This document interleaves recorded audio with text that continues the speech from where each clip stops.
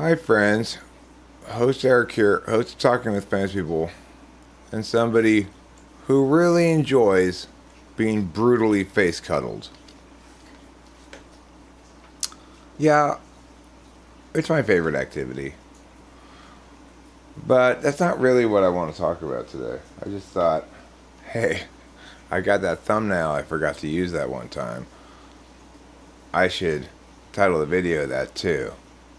Or link it. What I really want to talk about, a little bit, just this much, is Ni Fe PoLR test. What I was going to title this video originally was what I learned from that ESTJ lady. Because, I typed an ESTJ lady. You saw a little snippet of it, in which she hilariously reveals the anguish she experiences when people touch her stuff. But I think I got a solid Ni PoLR test. I don't think it's ungameable. I think that ESFJs could learn to do it if I demoed it enough. But I think if you throw it at them and they don't know it's coming, I think it's pretty darn reliable. Because what I saw in this ESTJ last night, when asked to collapse down a very long, redundant sentence a sentence that had a lot of redundancies in it. What is up with this picture, right? Like, these are all grown men. Like, olden days people were weird. Anywho.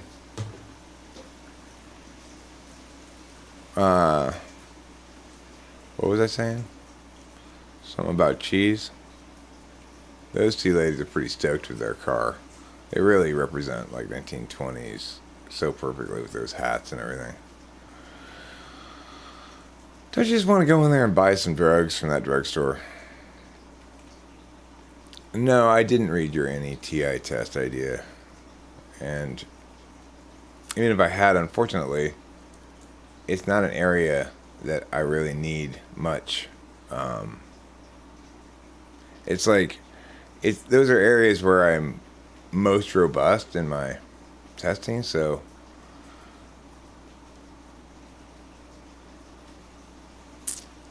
I mean, granted, I mistyped him at first as INTJ, and rewatching it, I should have recognized he wasn't NI in the first hour, but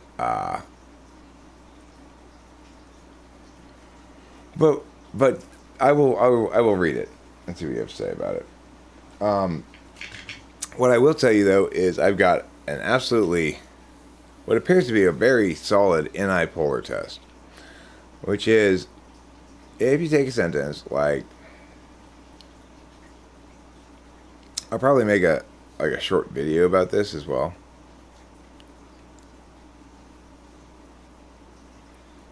Okay. I'm used to getting advice rather than commentary. This picture is weird too, because like if you look at all the other people in this picture, they're all like, it's like 1958 or whatever, but he's still in like 1910.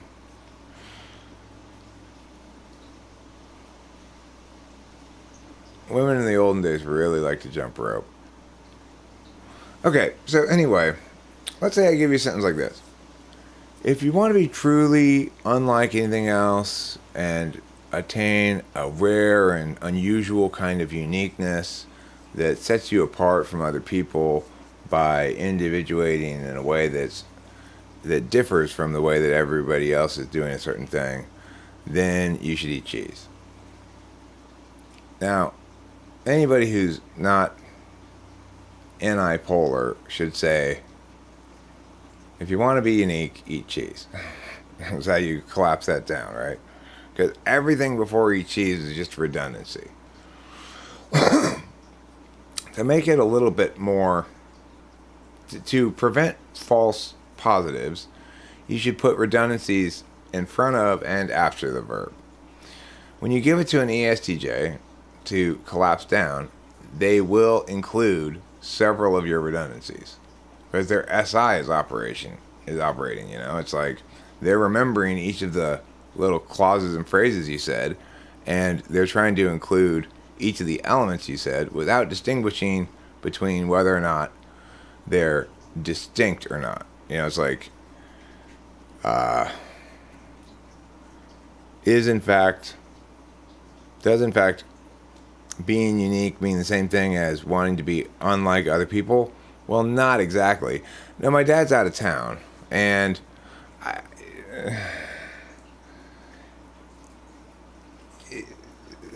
things like that sound like an easy idea. This kid here, I want to make a video about him.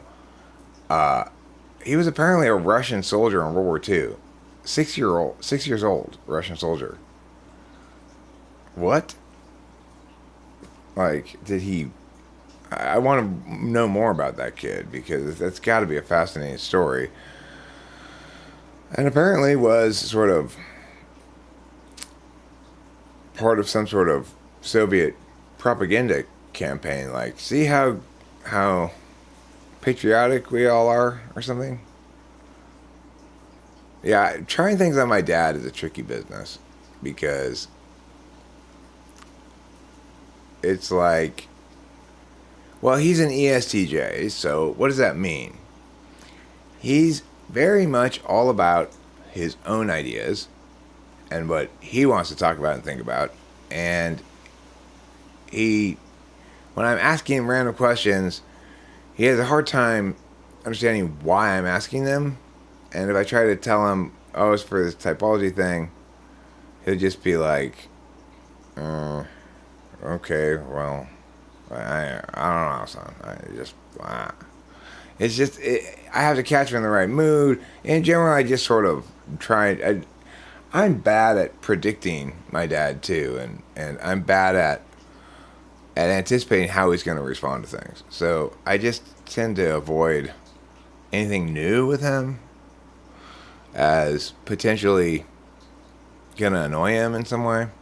That's London Bridge, by the way. And that's the London subway during World War II.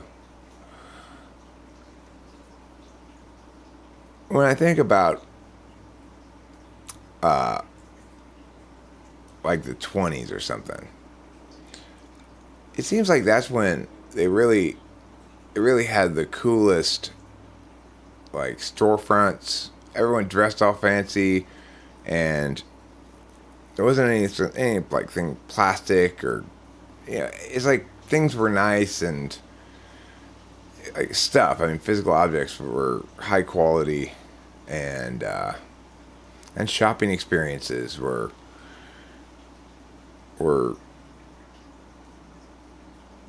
you know, engagements with the community in a way that they're not now or something. This is an old picture of Boston.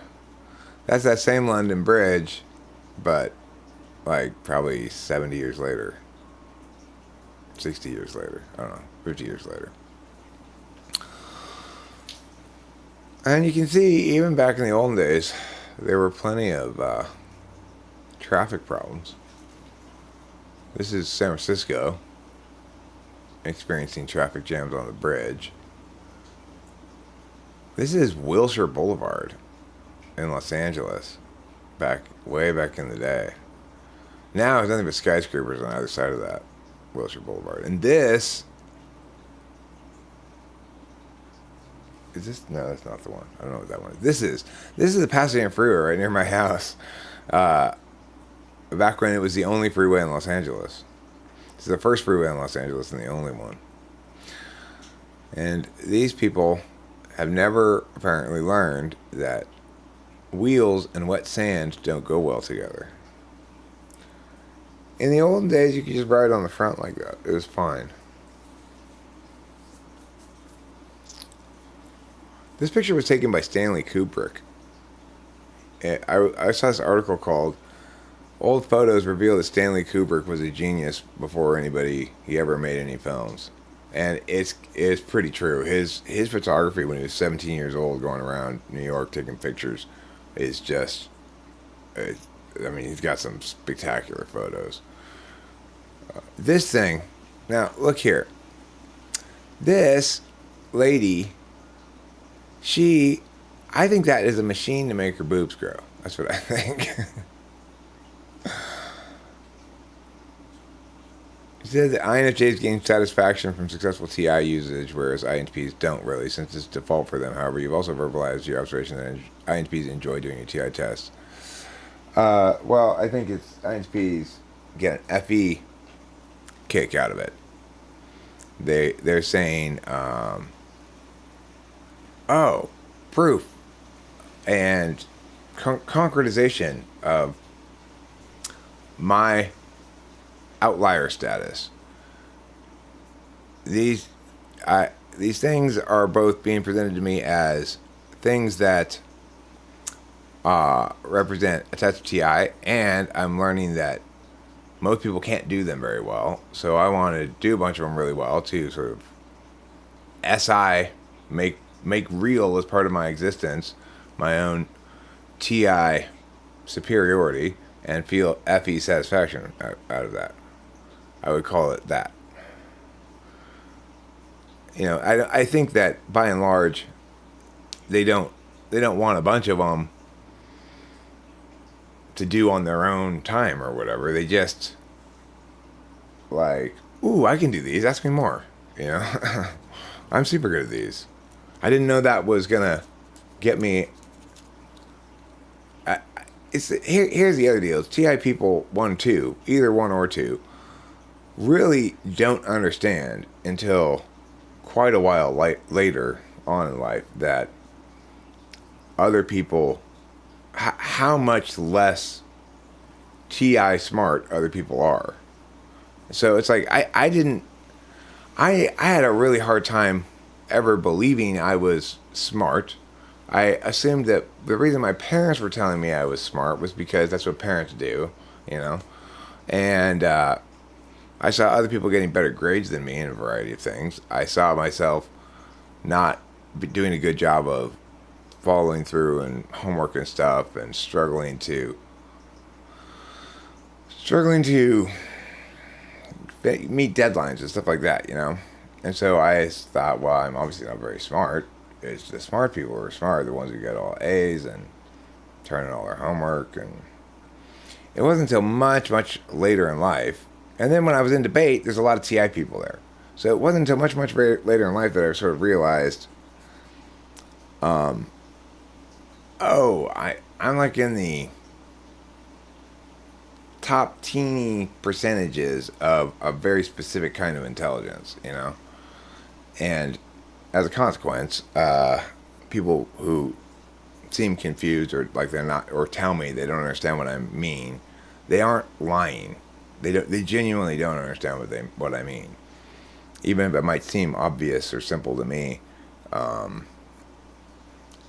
Because at first, when I was after doing debate and stuff, I would continually assume that when people told me they didn't understand me, that they were just dissembling. They were basically trying to do a time suck to make me have to express a different way so that they could do debate stuff with it.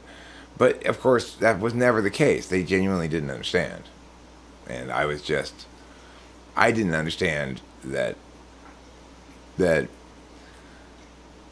most people just don't,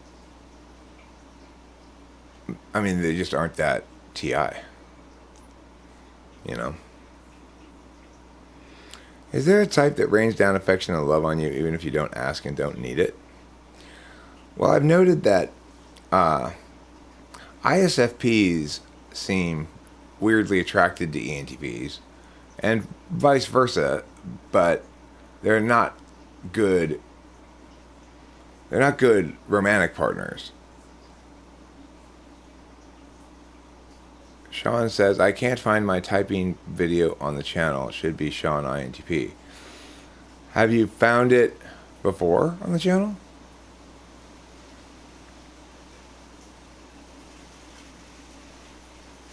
I didn't delete anything as far as I know, or take anything down, unless you asked me to. Hi, Lee Man. Well, it's there then, somewhere. I guess. I mean, I don't. I don't know what to tell you. It might be unlisted. Why would I? If I might have unlisted it if there was some sort of copyright thing in it, or if someone asked me to. If someone asked me to take it down.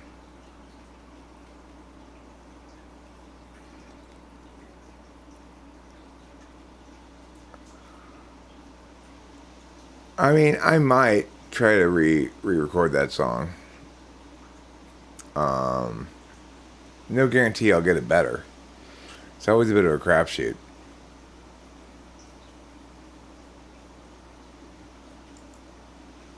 Yeah, sure. I'm gonna look it up.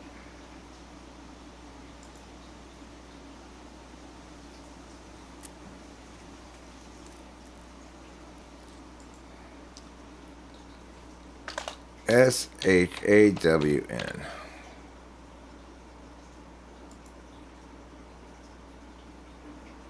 It is unlisted.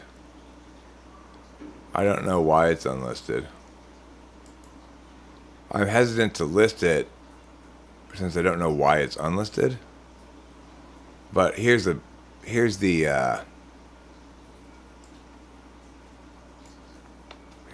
link to it.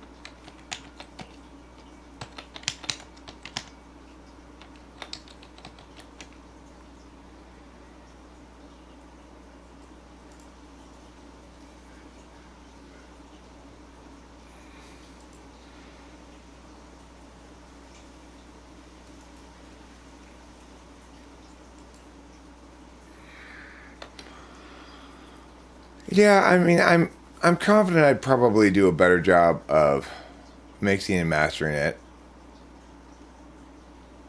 Oh, if a certain someone's in the video and is it Becky? Did she tell? If it's Becky's in the video, then that explains it because she told me to take down everything that had anything to do with her in it or something. So I just didn't want to. I didn't want to give her any ammunition to attack me with via YouTube, so I took it all down.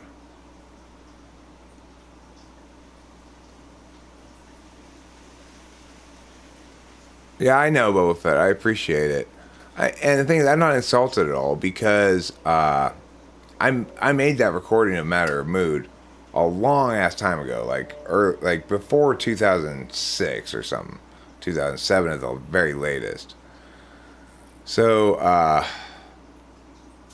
I did the best I could at the time, you know, and I am aware that it's kind of got various amateur qualities to it, as do a lot of my stuff still now, you know.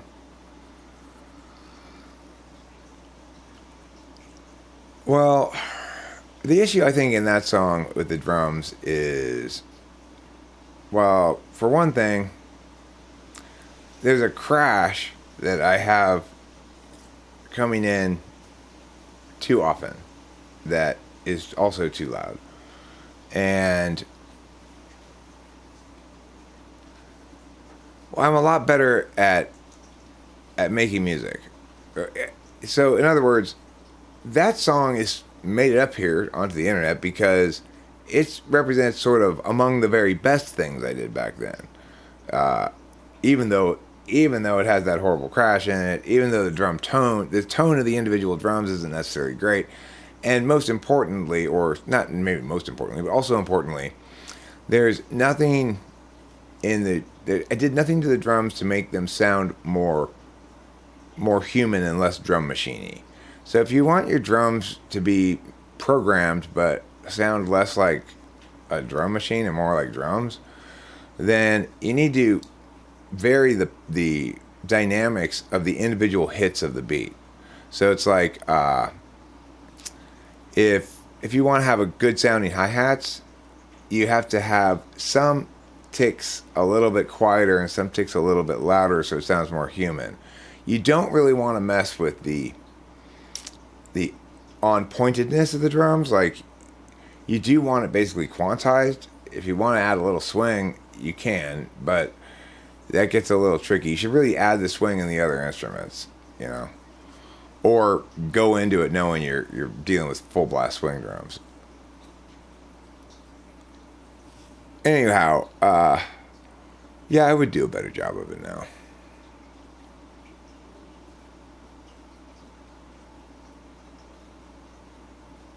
But life's hard. There's a lot of things I want to work on. And music is the most labor and time intensive of all the things I do.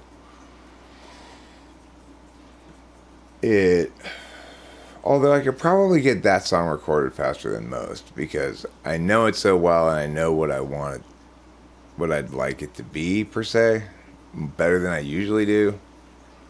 But even so, I don't really know what the drums would be. I have to figure that out.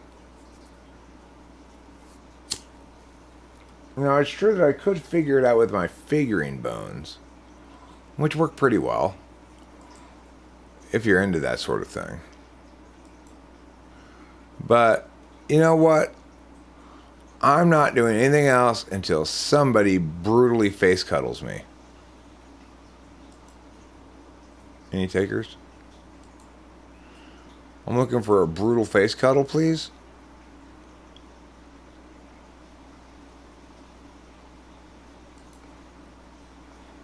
No? Fine. I guess I'll have to do without. But I love brutal face cuddles. You shut up, you, says someone to me in response. Have you ever heard that expression before? You shut up, you? It's something people sometimes say to each other when they're feeling rad. Only if you're feeling rad can you say that to somebody, though.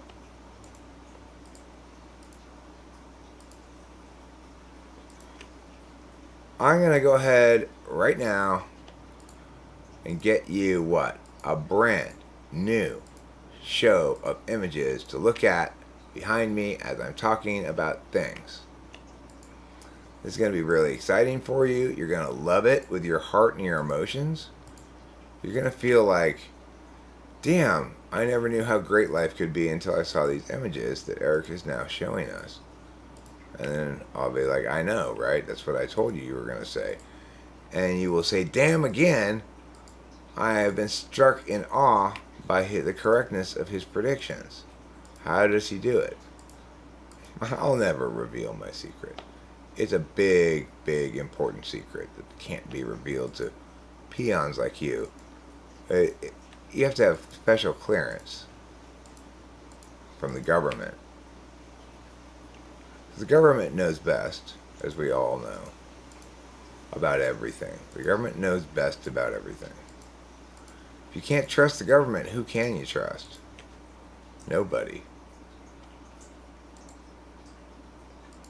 Because the government is our only real friend in life. They tell us what to do, how to think, all kinds of things. Everything we need to know, pretty much. Like, if it weren't for the government, I might not be constantly saving lives the way I am. And that would be a tragedy. I think it's fair to say. An absolute tragedy.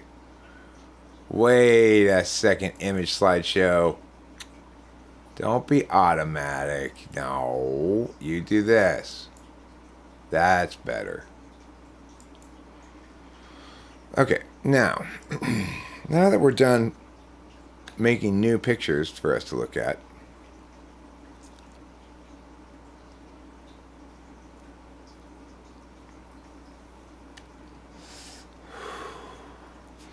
I once went to a dinner with my ex-girlfriend's family. Her father was the ESTJ, and he said, "You show some respect, you," at dinner, and admonished me. Turned out to be a nice guy, though.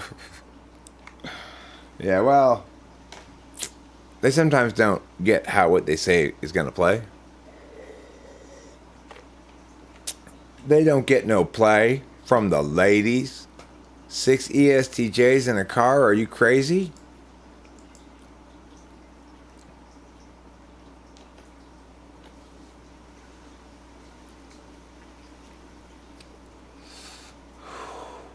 I've got my invisible mask on right now, I am fully masked. I'm in a full hazmat suit, but I have used nanotechnology to do what? To hide my suit. Hi, Aganim. Aga. You just get rid of the A in front of Nim. Then you'd be Aganim. That'd be easier to say, wouldn't it?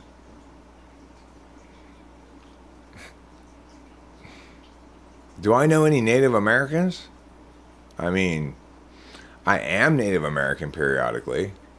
American Indian. I've been Cherokee, I've been Navajo, I've been Seminole, I've been Ute. I'm also the founding member of the Arcadia Indian tribe. Trying to get some tribal monies from the government. Naturally.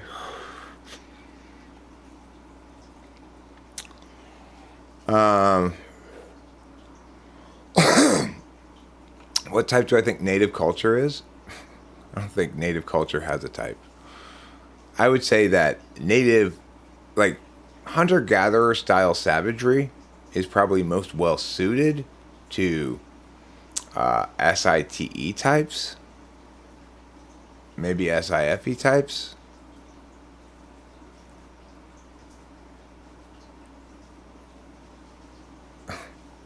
Look, there's nothing pathetic about not making a civilization if you don't need to make a civilization. If you've got abundant resources and not a ton of pressure from population growth, then why have a civilization? I mean, it's like,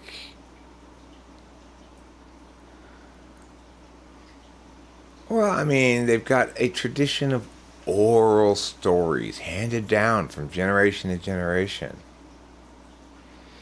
No reason to bother to learn how to write. Writing's for pussies. You know, reading and writing, literacy is for pussies. It is one thing the Native Americans taught us. Literacy doesn't help you kill a buffalo, okay?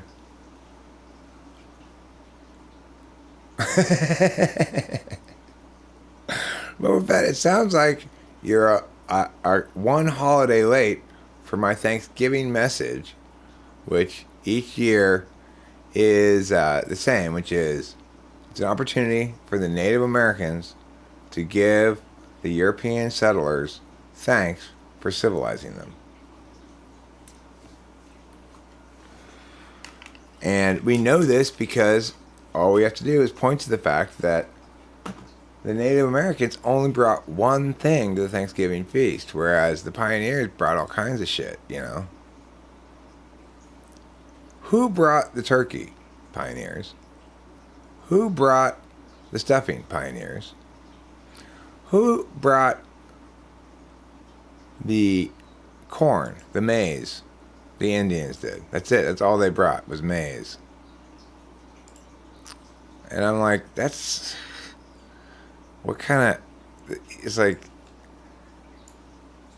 We all... Nobody wants to eat that much corn. There's a small, limited amount of corn I want to eat.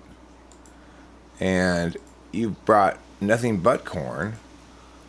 And I don't want to eat that much corn. So, what can we do about this, you know? Can we trade some of this corn for something else you might have brought? Oh, you didn't bring anything else? That's pretty lame of you. Didn't even bring any Martinelli's sparkling apple cider? Even though you know I don't drink? Rude. Rude much? I'd say. I'd say so. But look, if you were in one of those small groups of savages, you probably would say, hey, you know what? We kind of got it made. I've got a buffalo hat. I got a buffalo coat. I got a buffalo teepee. I've got buffalo steaks for dinner. We found some leaves on that bush over there. We're going to try eating those, see what that tastes like. We got some fresh water in the streams. Plus, I've got my Native American powers. I can put my ear to the ground and tell exactly how many animals are within a 15-mile radius and exactly where each of them are by sound alone. I can turn a warlike people into a peaceful people by blowing smoke on them. These are some of the powers of the Native Americans. I can have the power to easily contract and die from smallpox, which is important. Hey, Elise S., you got an A on your appellate brief. That's wonderful. Now we can get a retrial on that horrible verdict. You've won your appeal on the grounds that the defendant's lawyer was a squirrel and thus provided inadequate legal representation. He needs a retrial. We should never have hired that squirrel to be a public defender. He spent the whole trial gathering nuts. Is that what you said in your paper? Hey, look, it's me. Rad or sad? It's a good question. Anyway, Elise S., right before this stream, I went to the casting couch for Sort of Dirty Debutantes, and I had my face brutally cuddled. Just one more quiz and you're a social worker turned paralegal. Yeah, not a lot of money in social work. It's like, at least sometimes I wonder if you're thinking about what really matters. Because it sounds to me like you're trying to help poor people or something, when you need to help yourself get rich.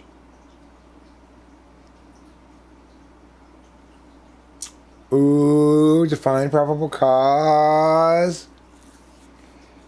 Probable cause is fun. A lot of people make the mistake of thinking that if we were to expand the probable cause standard to K through 12 schools, that we'd have fewer searches. But no, it doesn't work like that.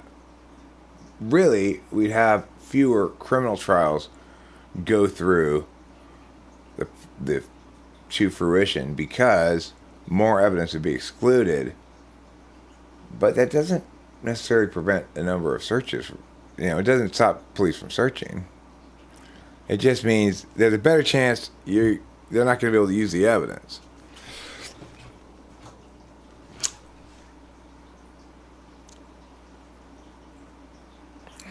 Chloroform, rag, rope, duct tape, broom, makeup. What's going on here? Well, I don't know. Hi, Mattias. Well, it's probably a good thing, at least, that you cited 2 state statutes rather than citing 2 state statutes. Because, well, for one thing, I don't know which statute would be relevant, particularly to any legal arguments. Maybe the statue of Lucky Baldwin that's here in Arcadia. Lucky Baldwin was the very predatory founder of Arcadia. The Los Angeles County Arboretum occupies what used to be a portion of his estate.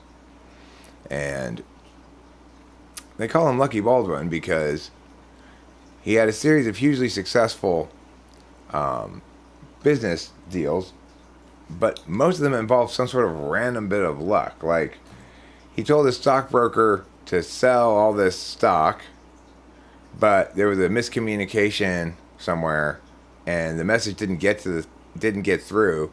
And then the next day, it turned out like the stock price doubled, and he's like, "Oh, I'm glad you didn't get that message, and now I'm rich," But the thing is, what did he do with his wealth and power? A bunch of 16-year-olds. That's what he did. He got successfully sued by one of them for $75,000 for basically having sex with her, I guess. So, it seems a little weird that we have a statue of that guy here in Arcadia, since if he were around now, he'd probably be in jail or be getting the Weinstein treatment. Is evidence TE? Well, of course, yes, what Rain says, but let me try to answer the question anyway. Certain kinds of citations are embraced as fundamentally more legitimate by certain kinds of people. So, if you are, let's say, Ni tool, you're going to embrace arguments that say this is the key, right? Like that we can do a bunch of other stuff, but real results won't be unlocked unless we do this. This is the key thing. Ni tool SE third is also I guess convinced by arguments like now is the tipping point. We have to act right now.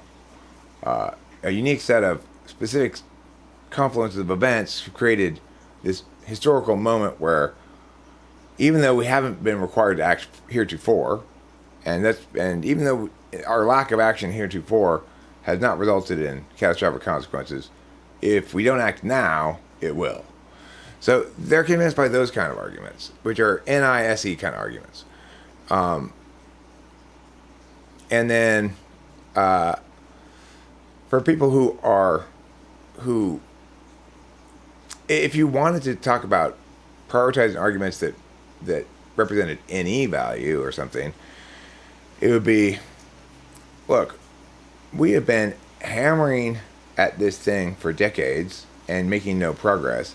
Isn't it about time we try something new? I agree this idea I'm suggesting is unproven, but it's never been tried before, and it escapes the trap of repeating failures and trying to make things marginally better by offering at least the potential for a new paradigm, a black swan, Black swan arguments are, in general, NE arguments as well. A black swan argument says, we shouldn't try to solve this thing that we don't have a good solution for first, right now.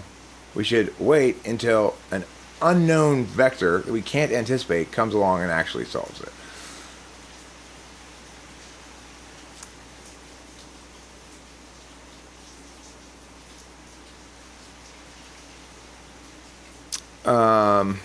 If you're talking about a TI user, then their paradigm is typically going to be either negationary, which is to say, no, not enough conditions have been met for us to go through an act, or is going to be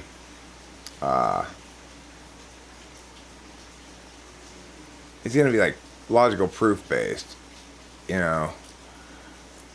As a coach and as a judge I'm open to, but as a coach I like to make cases where I say, okay, because this is defined as this and this is defined as this, we have to affirm because of these arguments that link into that framework. Where, in other words, it's like we're not talking about the real impacts or whatever. It treats debate more like a game, so it says, okay, it may be the case that you're right in general, but the way this resolution is phrased, and this word means this and this word means this, we cannot affirm this. We might be able to affirm in theory a variation on this that uses slightly different words, but until that variation appears before us as a matter at hand, we must negate. So that's like a TI kind of frame of reference where the actualities don't matter, the precision of the words matter. TE frame of reference is one that basically says, we need to stop trying to attain complete solvency and just make gradual, marginal improvements. So, as a consequence, its basic argument is, if I can establish this advocacy will cause net benefits, we should do it. And an SI kind of argument is like, If it ain't broke, don't fix it. Or we shouldn't attempt this because untested, unproven. Even though obviously something has to be done before it can be tested or proven. And or an essay argument is, even though this thing is not perfect, we know it'll at least help this much because we've seen it help that way before. And let's direct our resources to what we know is going to work rather than taking a chance on it might work better, but it might not work at all. And then like an FI kind of argument would be, how can we stand idly by while some of us are filthy rich and others don't have a place to live? Just think about how sad they are. And an FE kind of argument is it's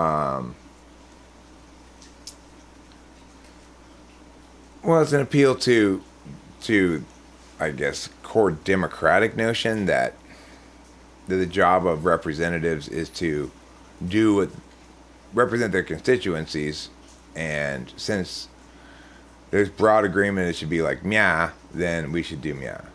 After all, that's what the people want,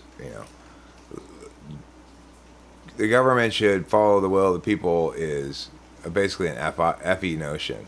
It's not one that I agree with particularly. Like, I don't think society is made better by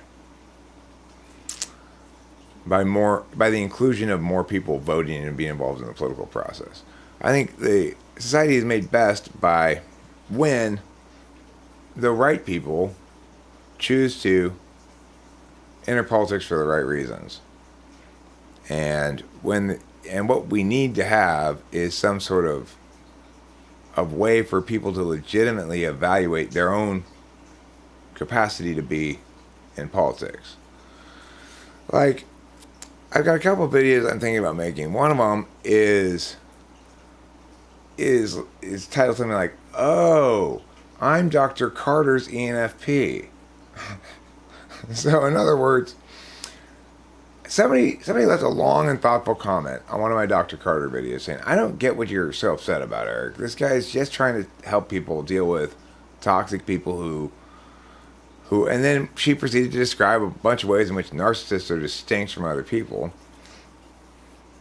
And then, my point initially was, you're totally not listening to me. Because what I'm saying is, if you continue to describe a bunch of behaviors as narcissistic without talking about the fact that a behavior is narcissistic or not based on whether the person's a narcissist or not based on the behavior. And I still maintain this argument that the problem with Dr. Carter is that he keeps talking about behaviors that represent one manifestation of narcissism, and that people are unavoidably going to conflate either going to say that a person displaying those behaviors is a narcissist or is acting like a narcissist. So what I said in response to the person is, no, you can't act like a narcissist. You can be a narcissist, in which case you will be a wrecking ball, try to control a bunch of people, and you will use whatever techniques you have that you use. But it's like, I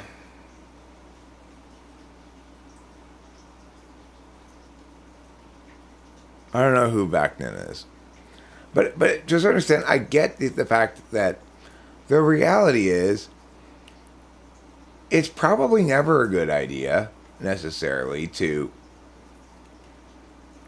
be super blamey black and white in your actual interpersonal relationships.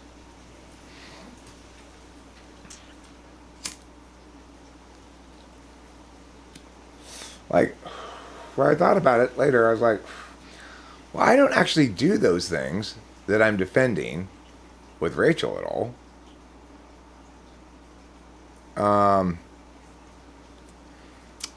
So anyway, my takeaway from this ultimately was, maybe I should concede I've got no business talking about such FI stuff. And that because I'm FI polar, I'm always going to be missing the point when I'm talking about that stuff. At least then it's fair when I say, and you fuckers can't talk about political stuff either. Because you guys are just as guaranteed to be wrong about that as I am about interpersonal stuff.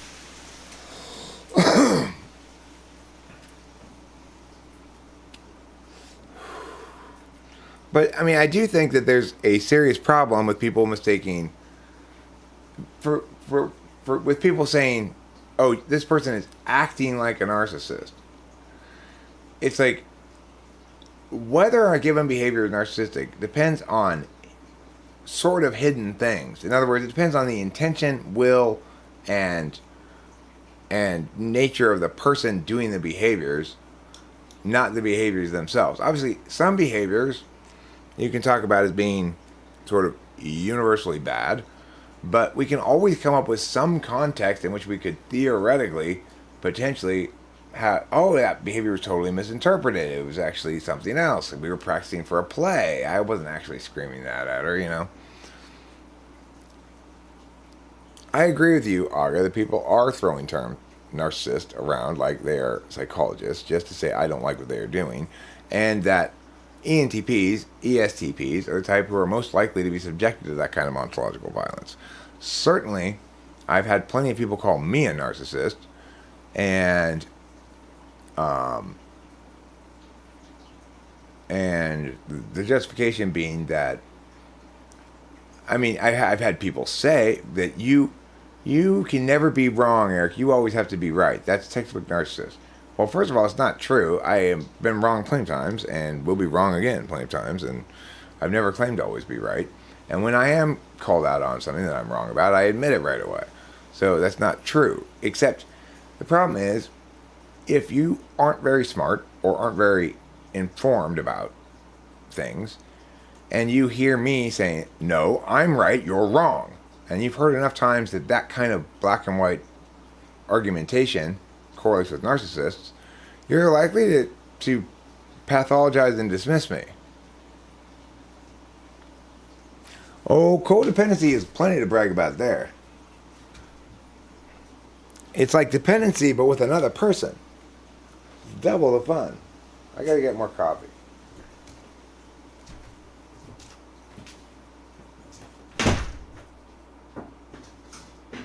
Oh no, I'm gonna have to make another pot.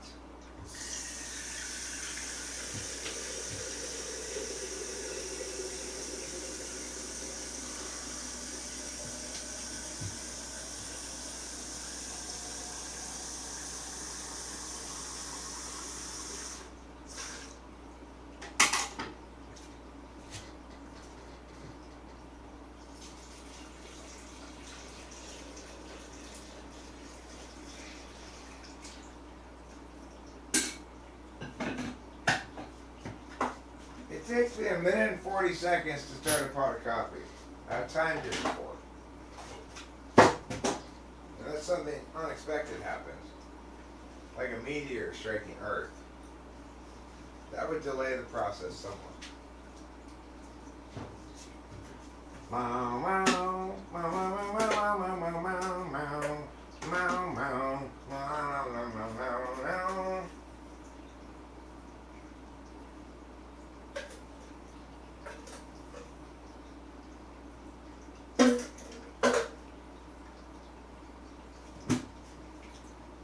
I'm really fond of that 212 song by Azalea Banks. It's really good. I like the way she raps, like, the way her rapping, it kind of sounds like a teenage boy, you know, but it's got this weird confluence of juxtaposing elements like that. And also, I love the way that you can imagine the whole rapping section to be sort of a conversation in her, but she's always using the same cadence. So it's like if you're imagining talking to somebody,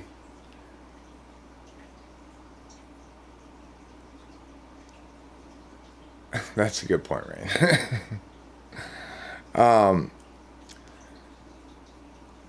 But you do too.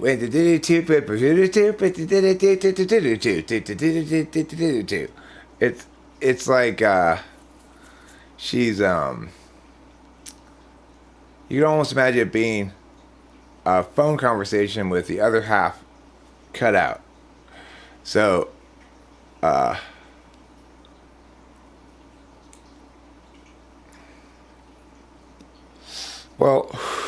I don't care about her personally or anything.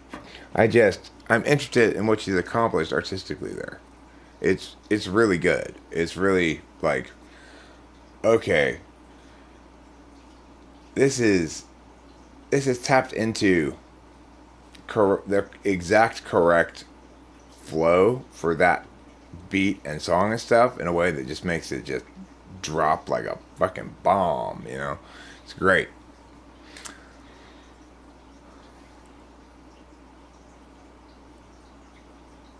Oh, well, I don't really care about her career either, so I don't care about her or her career. I'm more struck by the objects she's left here. It's like when you're looking at a piece of art, whatever kind of art it is, and you note that it's got it's genius or something, or it really fucking pops. Everything that needs to be learned can be learned right from that thing itself. You don't need to know anything at all about the artist. So that's kind of important. Um, you know, if I could have like my ultimate dream wish come true, it would be that I would be successful at music at on a broad scale, like that. A lot of people would like my music listened to. I'd be able to play shows and draw crowds or whatever. That would be a, my real number one dream probably. And saying that, it's like if that were to ever happen, what I would what I would say if I were interviewed about it is, well, over the course of many, many years, I very slowly went from sucking ass with flashes of genius to sucking genius with flashes of ass. You know, that's that's my growth arc. I hope to get to the other side of it rather than the mostly sucking ass side. But the thing is, it's like the challenge with art and music stuff is that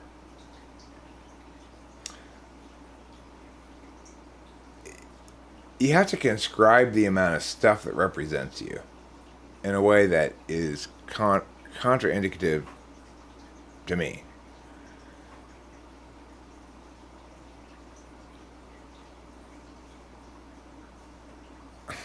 Mattias Sanchez, my failure in life has nothing to do with not doing enough drugs. I've done plenty of drugs.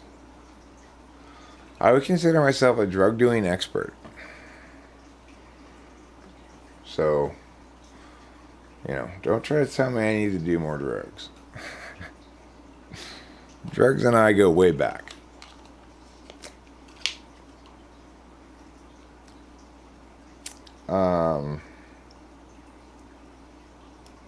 But the other thing is, I see some things that are like, wow, that's so unfair. Like Dominique Young Unique, who's got some stuff that's just as good and is totally unknown. Like, she's got some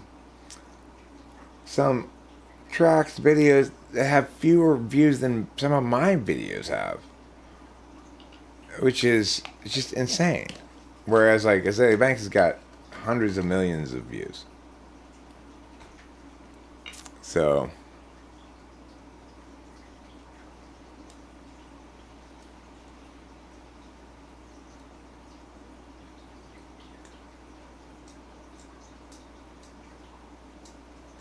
you found someone who will sit you and let you trip. You've known them for years and she's a medical professional? Well, maybe you should get a drug professional instead of a medical professional. The problem with doing psychedelic drugs that might go awry, when things might go awry, is not medical. It's drugical. You need a drugical expert.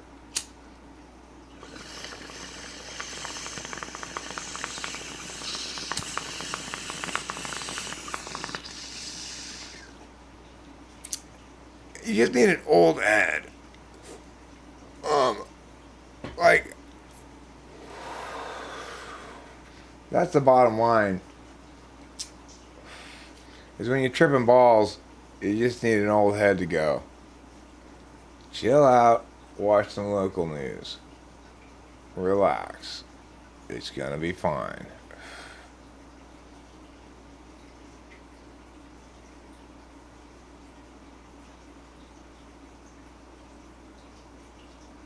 He does the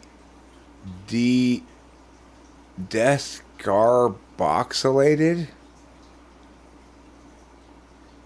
I don't know what under his tongue every day. Descarboxylated?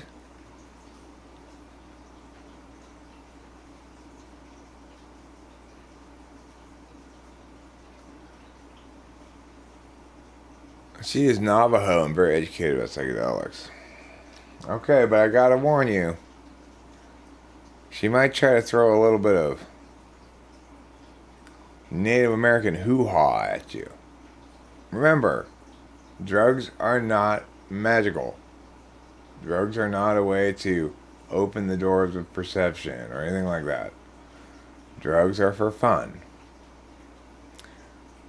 We should take drugs to have fun being on drugs, not to learn things. If you've got shitty fourth slot NI and you've got FI somewhere in there, like second, don't come out of your drug experience trying to talk about how you've had revelations and epiphanies. There's nothing dorkier, okay? It's complete bullshit and incredibly dorky, so try not to do that. You know? I've never had sex on LSD. I'm quite confident that LSD does not make me horny. That's not to say I couldn't become horny on it, potentially, but I don't associate psychedelics with sexual intercourse. I associate psychedelics with things being weird, so that, like,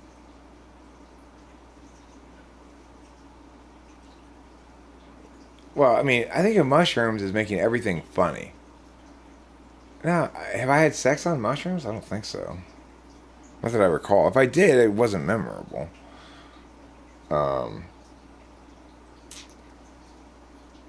Mushrooms makes everything funny. That's the great thing about mushrooms.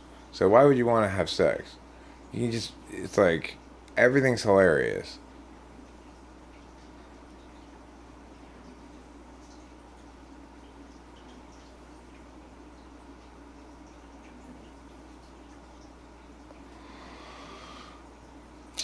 I want mushrooms. That'd be nice. What else? I've never had ayahuasca. You know, in general, I don't think that drugs tend to impact cognitive functions a lot. I will say that, as I said before, both DMT and nitrous oxide seem to knock me into NI a bit. But are you taking acid or shrooms? I mean, I would very much recommend shrooms over acid, but that's me.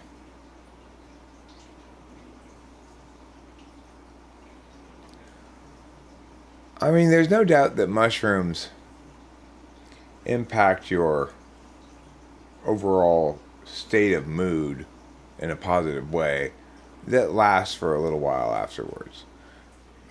3 months would be, at that point you're making false attributions. You know, you're giving credit to something that doesn't deserve credit anymore.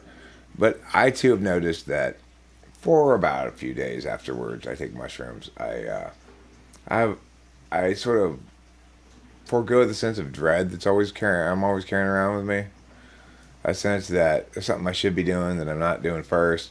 That it's like I don't know, a constant sense of dread that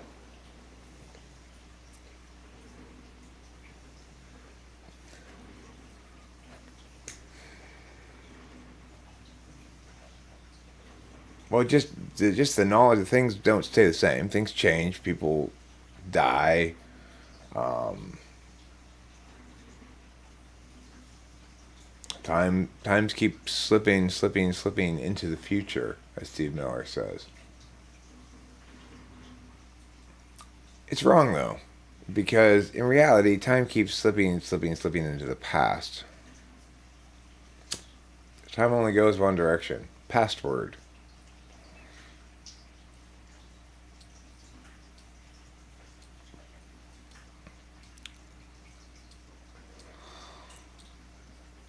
Dreading reality. Yeah, is what I call existential dread. This fact that while the ENTP is busy being interested in something or enjoying something interesting, that important realities will change while they're not looking. And they will realize later that they didn't pay any attention to important things they should have paid attention to when they had the chance.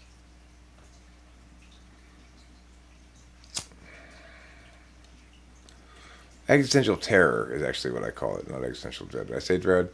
I, because when I experience it as existential terror, where like I'll wake up in the night at some point and I'll start thinking about how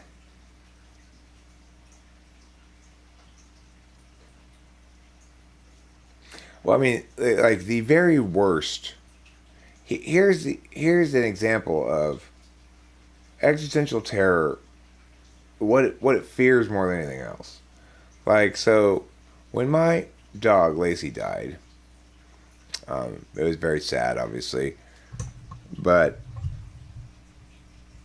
the absolute worst possible thing that could happen would be if I, at some point after she had died, forgot that she died, went home, and said, Lacey, expecting her to be there.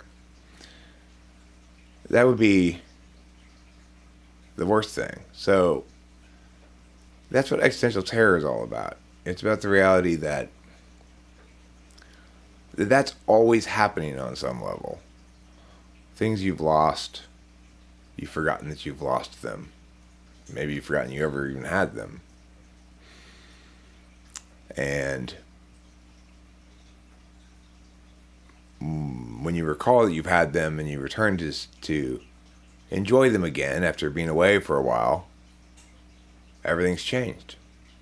It's no longer there. They're no longer there. It's a different relationship, or or your dog's dead. And then what do?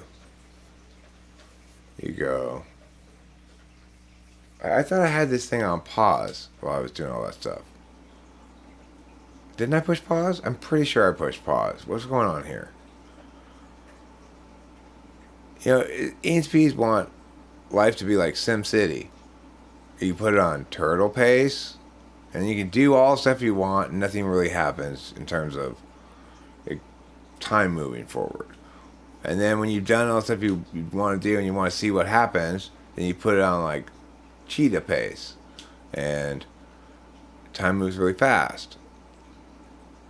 Well, ENTPs think reality's like that. That whatever it is we're paying attention to right now, everything else is waiting for us to be done. Whereas it's not really true. It is true that birds aren't real. I'm so sick of the bird advocacy groups shoving their avian agenda down my throat.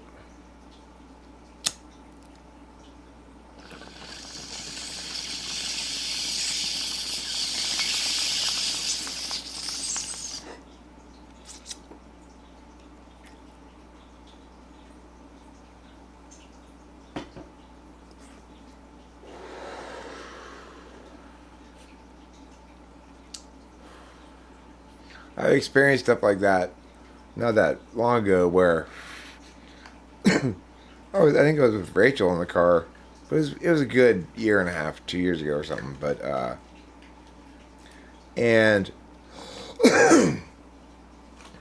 I found myself driving home to my Temple City house, and we were going there, and I was sort of chatting about something, and then I did what I normally would do before arriving home at Temple City house back when I was married, which was sort of think, okay, well, who's gonna be there when I get home? Like, is Delilah gonna be there? Is Candace gonna be there? And I just barely started to do that, and I realized, oh shit, I'm in another time. I'm existing in another time in the past that was a place in a life I had for 20 years. Then I had this weird period of time in Laverne for a couple of years. When I came back to Arcadia, I was back in the old hood where Temple City was. I wasn't yet used to living in my parents' house. So, my whatever the autopilot aspects of SI are, put these various contextual clues together and said, "You're going home to Temple City. You're going home. You know that. You're in this area. Where do you live around here? You live over there in Temple City. You know."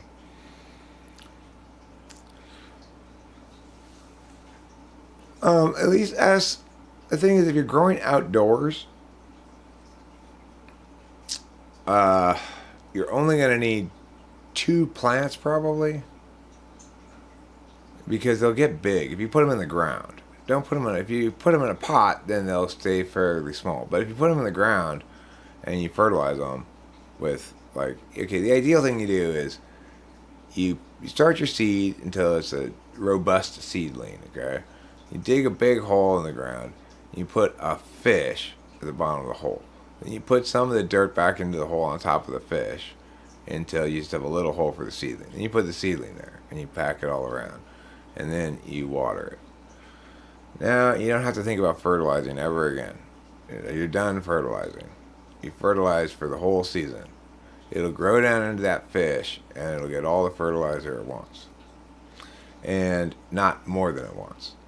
So that's a good thing to do. And you should remember as well,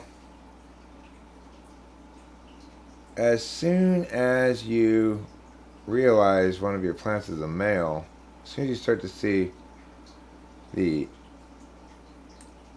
flower buds, I mean, this thing is, it's like what we call flower in with weed is not the flower. The flowers are made by the male plants. They're little white flowers that they look like little testicles hanging down at first. That's how you even recognize that it's a male plant, is that it's got these little testicles rather than little hairs growing out of it. And then it starts growing more little testicles all around. All those little testicles turn into actually little white flowers. It's like the marijuana plant's got bunches of very small white flowers. It doesn't have like a big flower. And then the female plant, the what we call flower or buds, are actually fruit, and the male plant puts seeds inside the fruit.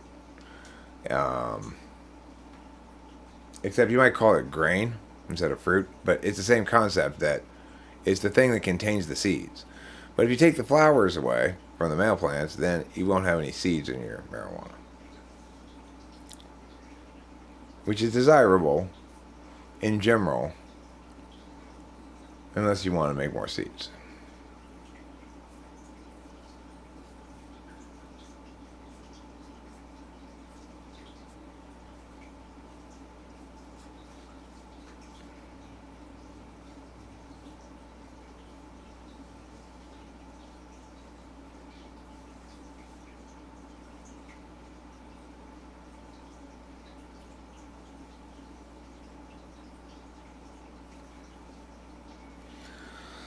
Alan Bryan's wife doesn't know North and South. I do. When I'm in Los Angeles, not anyplace else. But when I'm in Los Angeles, I know North and South, and East and West.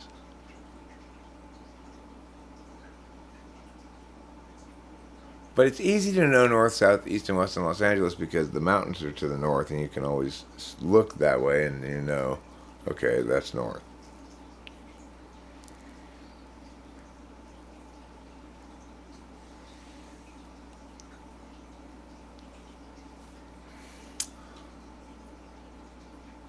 So, so yeah, you wanna trim the male plants. You wanna kill the male plants when you find out they're males. It's the opposite of China. But da da da da, Chinese abortion joke. Yeah.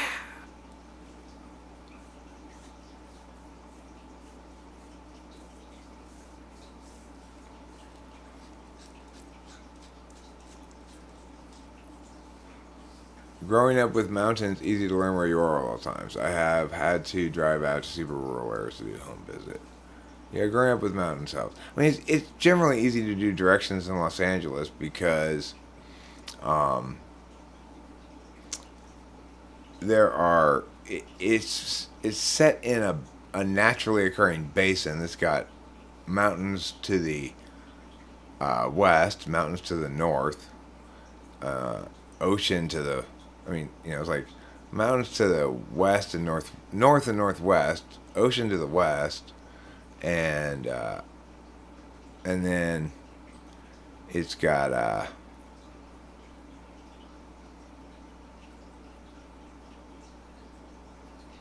mountains go all the way down to the east part of Los Angeles, like to the east part of Los Angeles County. It's still the same mountains, and then the beach just kind of gets further away from the mountains as you go down the coast.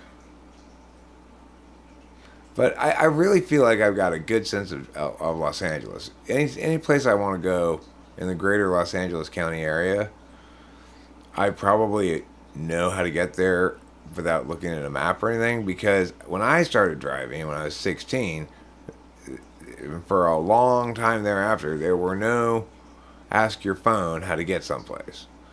And, you know, my dad being an ESTJ meant that I had Thomas guides in my car, and he had Thomas guides in his car as well.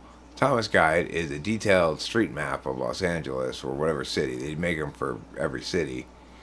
And if you need to get somewhere, you would first look it up in the front of the book, and then it would tell you a page like to look at, and then you'd have to find the square and the number letter. Like look at E4, and you'd find it on the map, and then you'd say, okay, I see E4. Okay, what's near E4 that I recognize?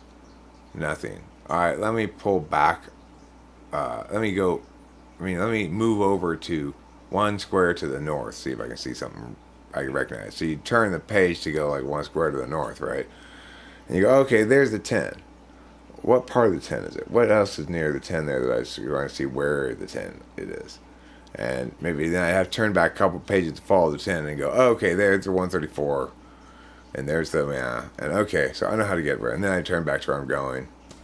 And at that point, I just mentally map it, right? So I go, okay, I get it. I got to go 605 to the 10.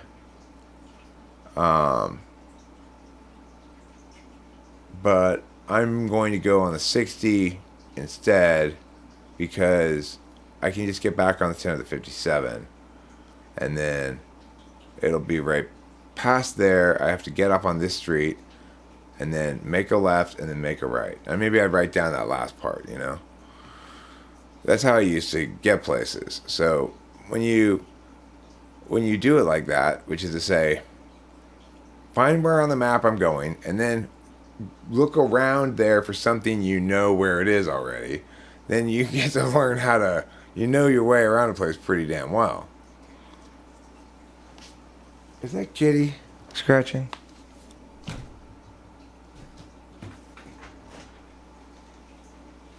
No, it's just the sound of the rain falling. It's just the gentle sound of you brutally face cuddling me.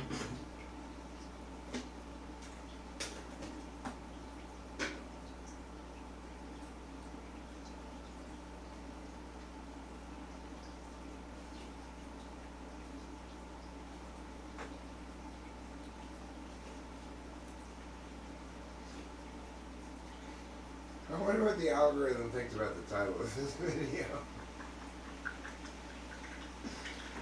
It's probably not a huge fan, I'm guessing.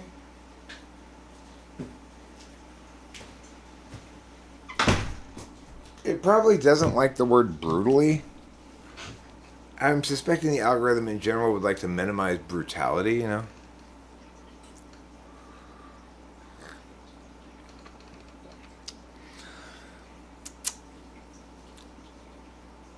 Growing food, to me, just sounds like a way to make yourself guilty when you throw it away later. You know, you're never going to cook all that food. It's like, how many Asian pears do we get every year? And what do we do with them? Nobody wants them. We don't know what to do with them. So they just get thrown away into the green bin, which I guess is good. They get recycled as compost or something.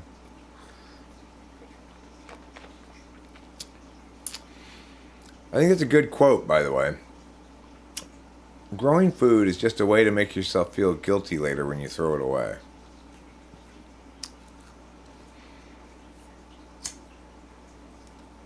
Or when you don't eat it. I know, it's going to be rad around here in the next few days. We're having a big storm right now in Los Angeles.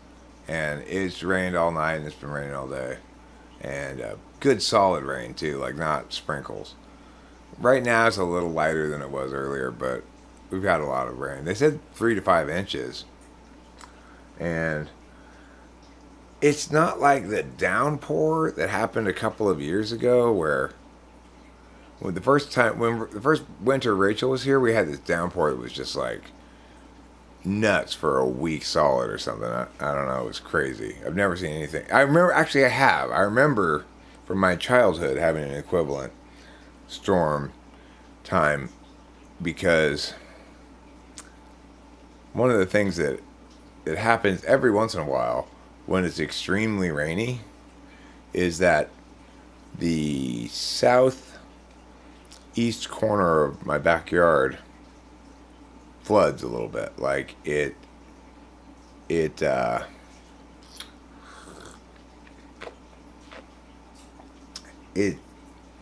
just doesn't, it's just the lawn there and the tree and stuff, but it can't absorb the water there as fast as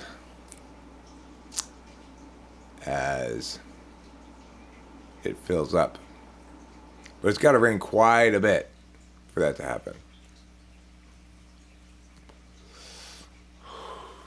Adopt trouble, please.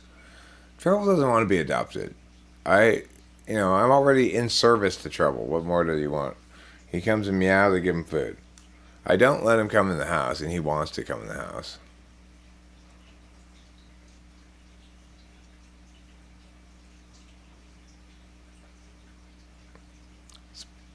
You don't want to get spines in you.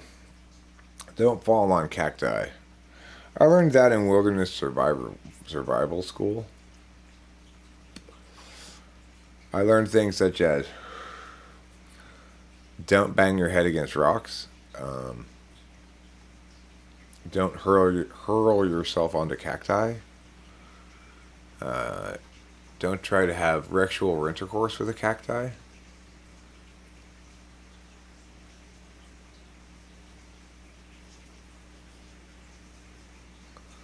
Well, you see, all right. This is the funny thing, right? There are people here in this stream who are positioning themselves as advocates of trouble, that they're arguing on trouble's behalf. I guarantee you, if I were to share with Trouble what you guys are suggesting, he would not be at all on board with your suggestion, and he would say, these people are not my advocates. Do not let them speak for me. Guarantee you he would tell you that. You want to castrate him.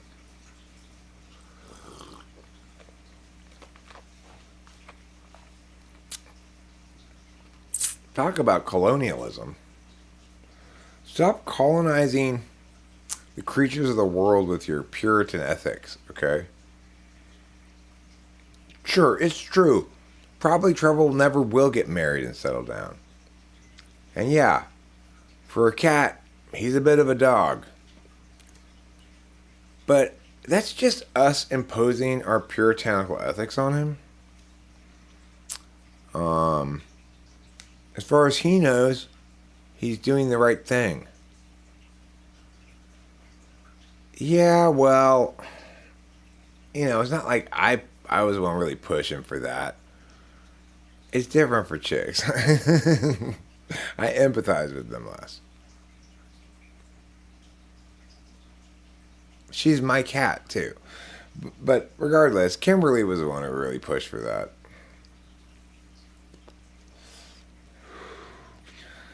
Yeah, I kind of regret it. I kind of feel bad. Because if I hadn't done that, we'd definitely have multiple generations of kittens by now. Because Trouble is very much good to go. He's here. He's ready to party. He'll be happy to purchase her a drink and listen to her talk about ladies from the office. Hi, Rickshaw. Hey, look, everybody, it's my favorite form of transportation.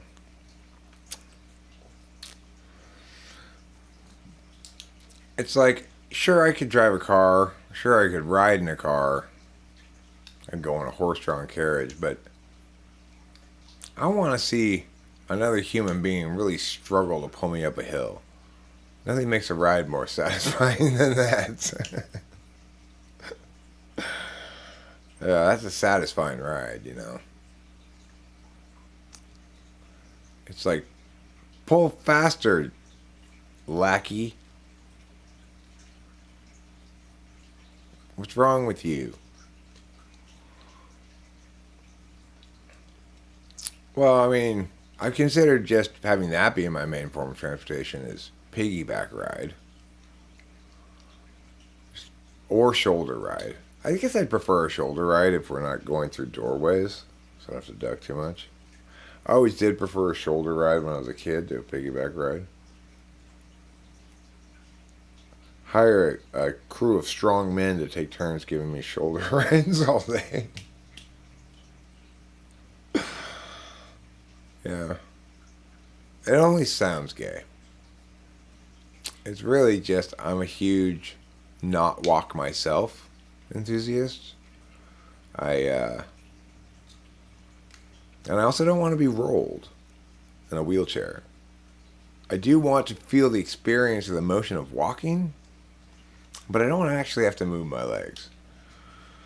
And that's why I've used all the wealth and power I can muster as some successful prima donna to ensure that I never have to walk anywhere, but rather am given shoulder rides everywhere I go. Sure, people would look, but I'd say, hey, it's me, motherfuckers. And they go, oh, it's Eric. It's fine. Let me give you a shoulder ride, they'll say at that point. I want you to give me a brutal shoulder ride. Brutally cuddle my shoulder ride with your face. The shoulder ride always crushes my junk. You're not doing it right. Well, I mean, here's the thing. Dusseldorf Dieter Pinklage, which I'm absolutely sure is your actual name.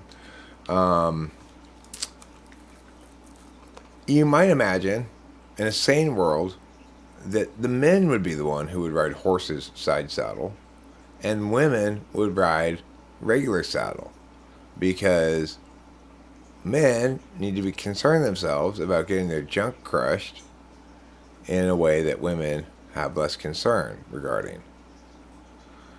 And yet, nevertheless, we manage to ride horses even though we have balls. Naturally, in this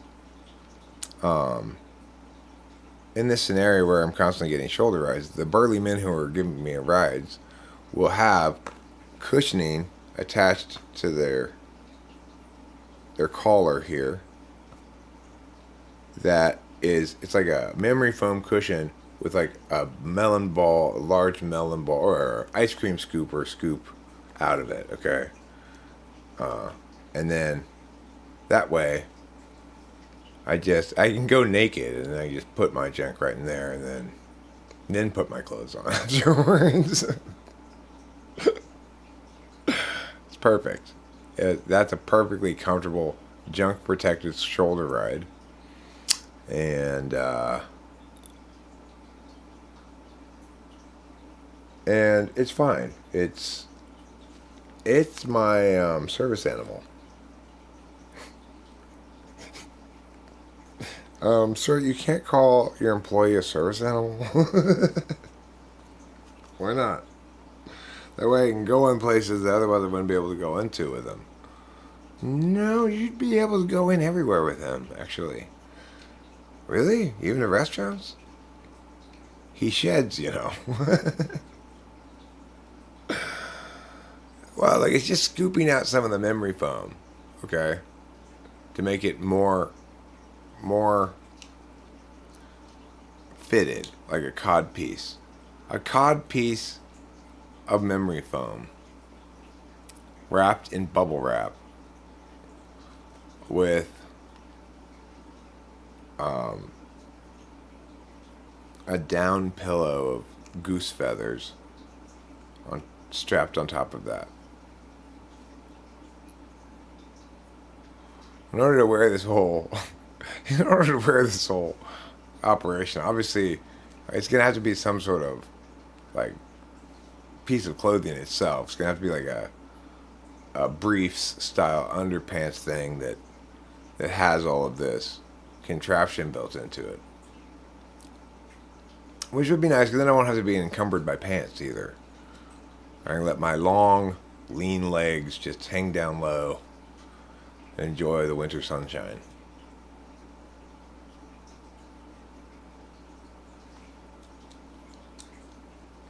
A dog bit you?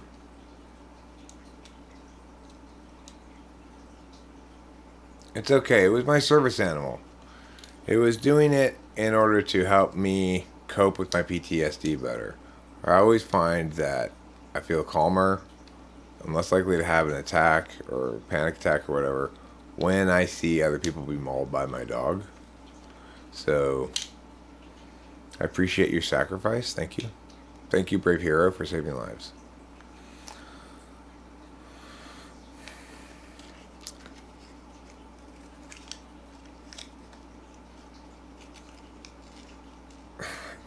Now I'm shipping it externally, Aga. Okay, I'm gonna wear pants that have, button down fly, so I can bring all the business out where it can be properly protected by cushionings. Or you just put a helmet on it, I guess. Like a motorcycle helmet, fitted to the entirety of it, or a football helmet. Either is sufficiently manly for me.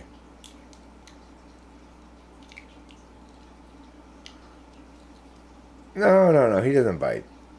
He doesn't bite. If he does yip at you or something, just squirt him with water. That's why I carry the squirt gun with me.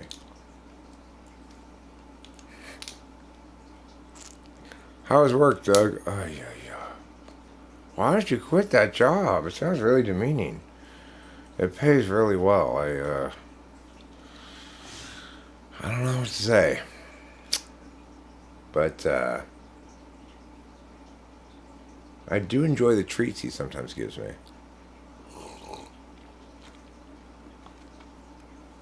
Treats? Yeah, it's, bacon wrapped cocaine.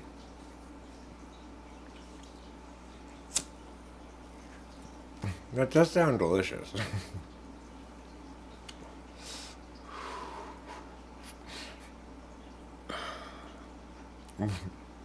What are these hors d'oeuvres? I recognize the bacon. What's the white stuff in there? Oh, it's cocaine. Oh. Your wife really seems to be enjoying them.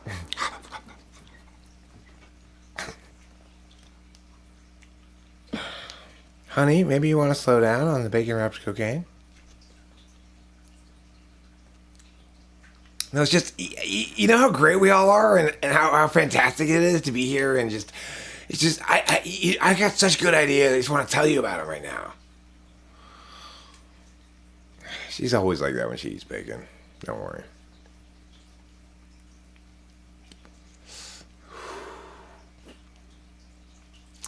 Old timey people them used to say, when short mouth tell you can't hear, but when long mouth tell you you'll go feel it, feel it.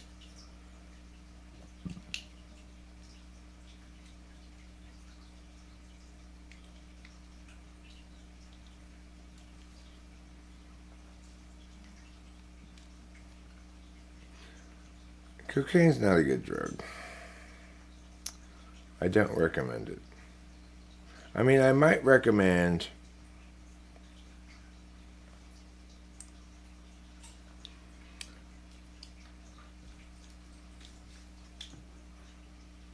like maybe trying it once so you know that it's not that good. But it's kind of risky. Some people get into it. I don't know. It's a bad drug to get into. It's expensive and it makes you weird. I've known people who sort of lost it with cocaine.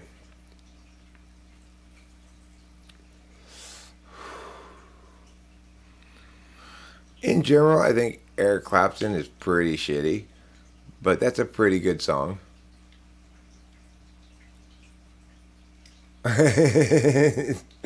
Dusseldorf Dieter Panklage, you're giving bad advice there. Okay. I mean, I'm sure I told myself things like that back in the day. Well, I better just try it one more second time just to verify that I'm not too into it. Certainly I did that with ketamine. I tried it multiple times, each time to verify that I really actually don't like it. And each time I confirmed, yeah, I don't like this. And then I'd wait a while, and I'd forget why exactly I didn't like it, I guess. And so I said, well, I want to get loaded somehow. Maybe I'll do some of this ketamine.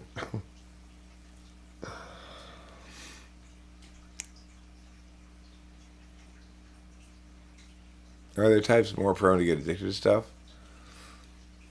Uh, I think SI DOMs are probably less likely to have actual drug and alcohol problems that persist than other types. And the reason for this is because it's hard on the body in general to do a bunch of drugs and alcohol, and it's hard to maintain predictable equilibrium of feeling good physically when you're doing a lot of drugs. So, like my friend Dave Porter, he's a recovering alcoholic. I guess that's the term one would use, but he's been sober since he was like 27 or something. And he's 54 or something now. So, he did have an alcohol problem, but he stopped. And I think additionally that, like SI Tool, ESTJs can't develop an alcohol problem. Or like my dad's a drinker, he still drinks, like not much. He'll drink a glass of wine or two a day, but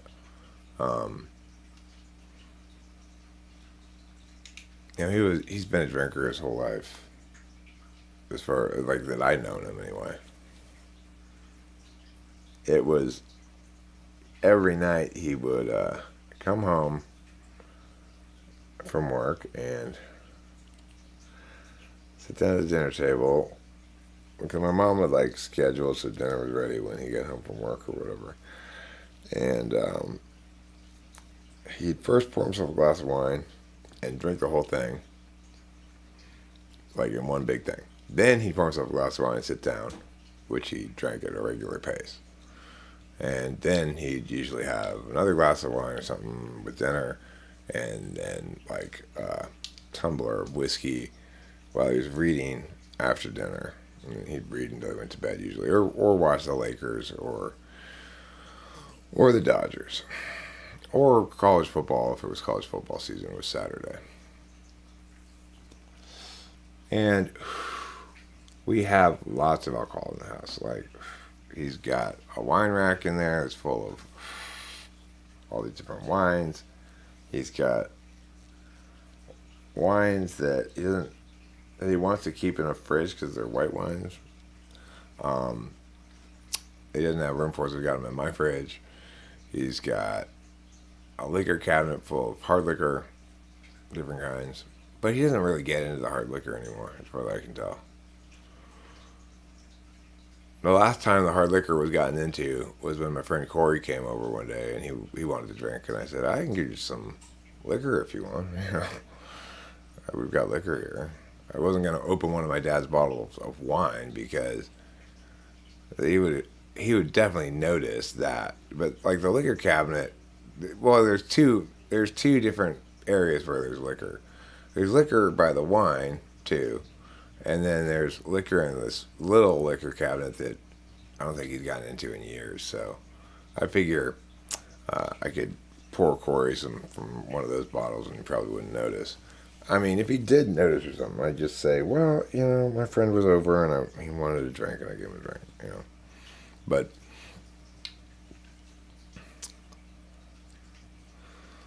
yeah, that would be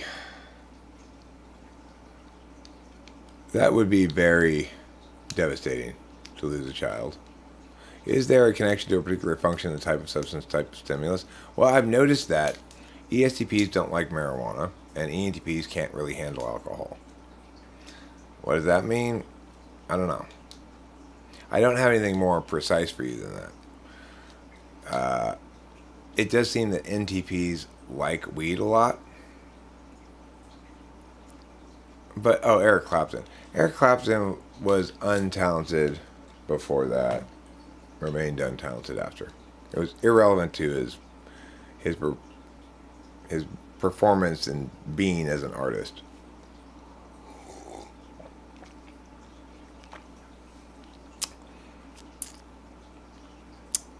He's what you'd call a craftsman rather than an artist.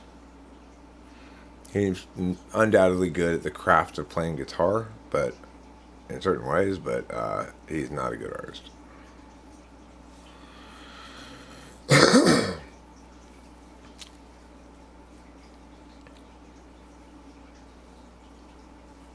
Now, don't get me wrong. He's not as bad an artist as, say, Bob Dylan. Bob Dylan is terrible. And I would put Eric Clapton about the same level as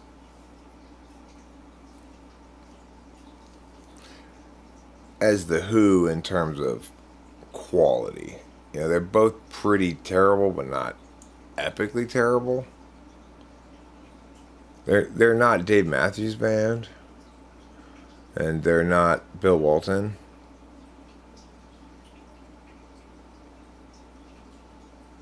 They're not Chicago.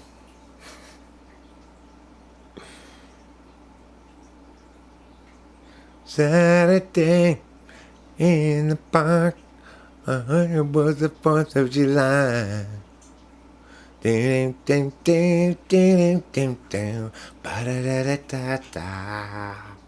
Ba-da-da-da-da.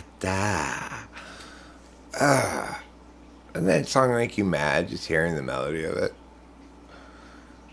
It makes me angry with its wrongness.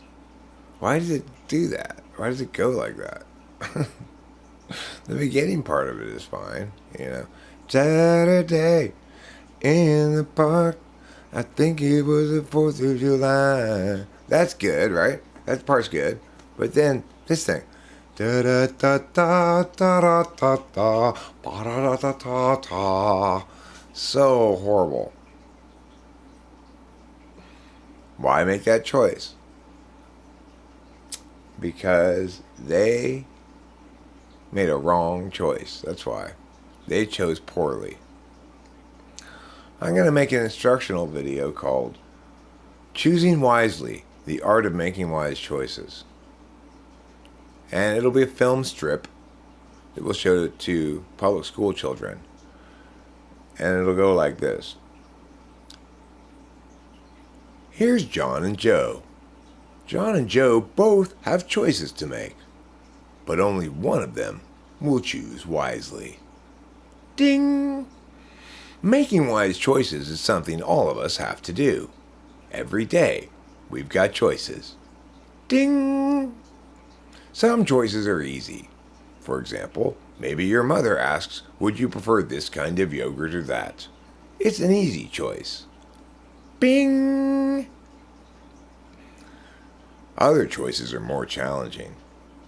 Let's look at Joe and John as they walk on their way to school. Bing! Hey, Joe, says John. Yes, John, says Joe. Maybe you should pick up that gum from the sidewalk and begin chewing it. Why, says Joe. I don't know. It just seems funny to me, says John. Bing! What will Joe do? Will he give in to John's peer pressure? Or will he make a wise choice? Bing! Uh-oh. It looks like Joe's chosen poorly. He's reached down, picked up the gum, and begun to chew it. Ew, says John. I can't believe you did it.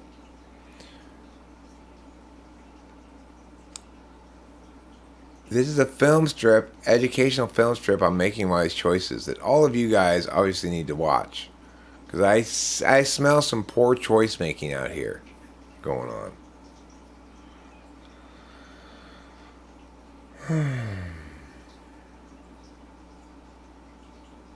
I love weed, but it's hard for me to socialize after a little bit. I test as E and F P E and T P, sometimes I and T P, sometimes as I learn I don't get too much clarity. LOL.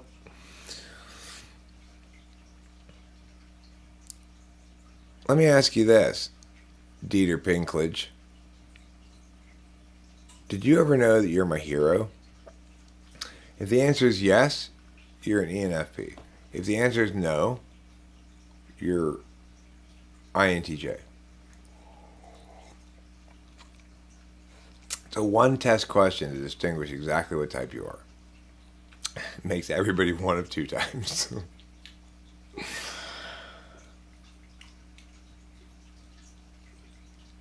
Oh, you do understand that you're my hero. Okay, good.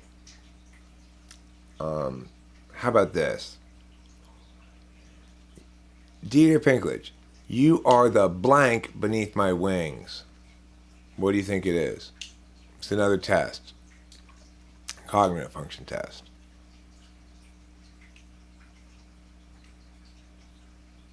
No. Nope, not that. Legs beneath my wings? No, Peter Dinklage. You're not the shark, but no, the wind. You're the wind beneath my wings, okay? You've gotten everything wrong so far. You score 0, F minus. No, Jonathan Basanti, that's wrong too. You're not the balls beneath my wings. None of you people know how birds fly. I would have accepted air as an acceptable answer as well. Wind or air.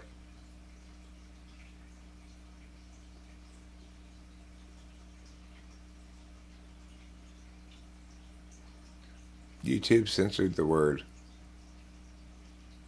fat. You really don't need the T there, Elise. Okay. It's redundant. It's contained within the @ symbol.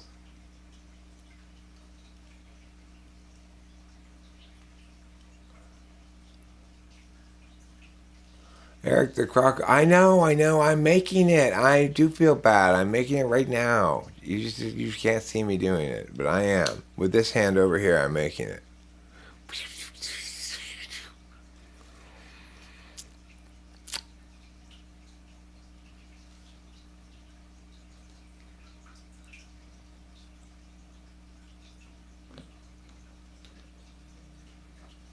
Every 5th word is censored on YouTube every 10th or 3rd time. That's a complicated equation they're running there. Almighty algorithm, do you approve of my title, Brutally Cuddle My Face? It's like, what does YouTube do with me, right? I'm a good thing for them to test their algorithm on in general, to see how smart it is and how much it can figure out when somebody is genuinely toxic in their discourse and somebody's not, I mean, there is a real difference between the two.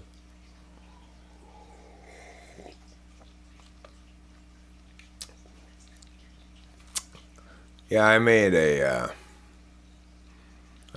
joke about that the other day when I said, like, more an observation, I guess, more than a joke, which is, in the olden days, they used to have fat and tall stores. Like Jim's Big and Tall. I guess they call him Big and Tall. Okay? But if you called, like, Lane Bryant a Big and Tall store, women would not shop there. Women want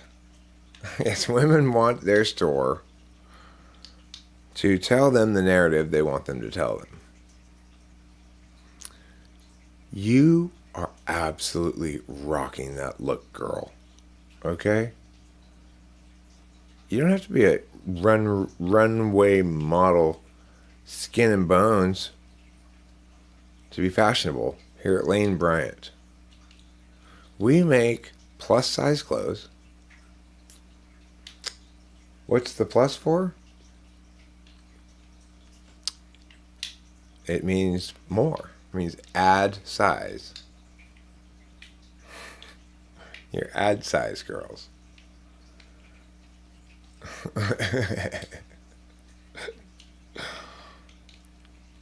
There was another one. The thing that prompted this line of thought at all was, Torrid. That's what it's called. There was this store near the PetSmart called Torrid, and I asked Rachel about it, and she's like, "Oh, that's like a plus size kind of store." Like, she's kind of like hesitant to say it or whatever. I'm like, "Oh, you mean like a Big and Tall store? You mean like Lane Bryant?"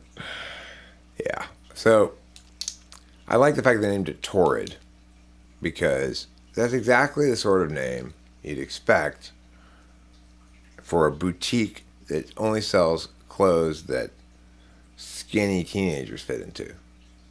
So, and that's the thing, is when you go into that store, those clothes transform you from your brave and beautiful plus size self back into the skinny teen of your imagination that you never actually were.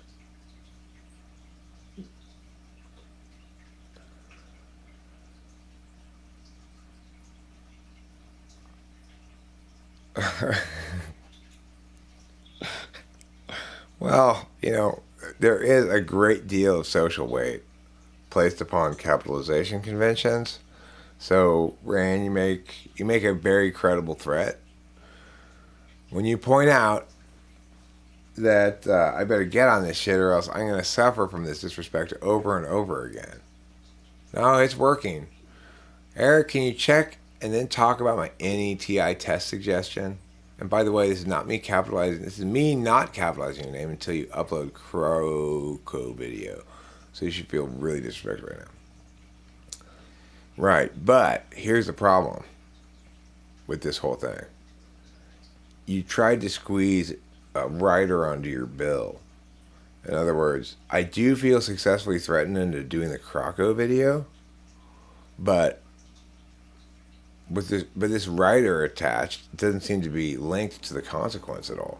So I don't have to do the first part of it in order to regain capitalization. In fact, doing the first part of it won't help me regain capitalization. So you may have kind of fucked yourself by trying to slide that rider past there. Well, you tried to stick a rider as an addendum onto my bill. And I'm like, fuck that noise. I hate that. We would be your partners on punching bunts of INTJs. Punching butts of INTJs. Is that what we do? We go around and punch INTJ butts? Pew, pew. Take that, INTJ. You just got punched in the butt.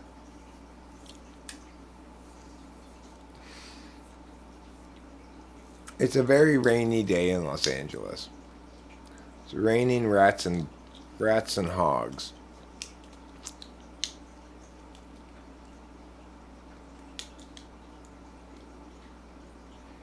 Raining rats and hogs.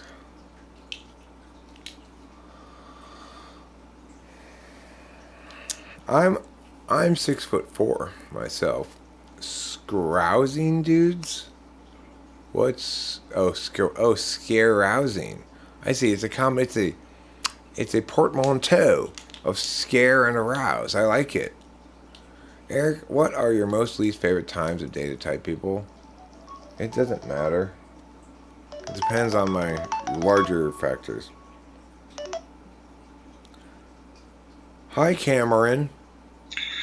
Hey, Senor, how's it going? Good. Are you coming over to paint? Yeah, today I was gonna just clean the walls, not put any paint. But you want to smoke a couple bowls first? Yeah, or totally. What are you up to today? Well, I'm live streaming right now, but yeah, totally come on over and we'll pull some bowls, and I probably got a nap upcoming in an hour or 2 or 3, but other than that, Right on. if you're coming soon, that's cool. That's great. Yeah, let's do that. I got to load a couple things up, but I'll probably be over there in like about a half an hour, something like that. All right, coolio. Sounds good. Cool. Bye. All right, see you in a bit. Bye.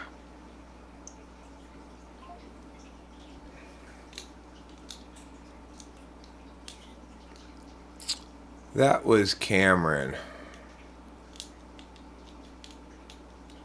Give you 3 inches, Elise. That's just the tip.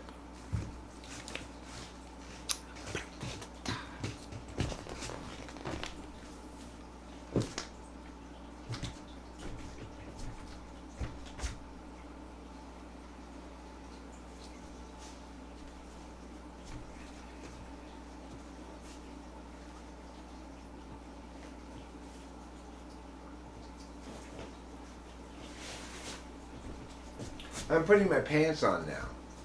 Since Cameron's coming over, I figure I should be wearing pants. It's generally considered polite to wear pants. I mean, I don't have to be polite with you guys, obviously. You guys are family. No reason to have pants on just for live stream people. But if Cameron's coming over, then boots with the spikes. Spacey's being a spacey space. I don't know. I don't know.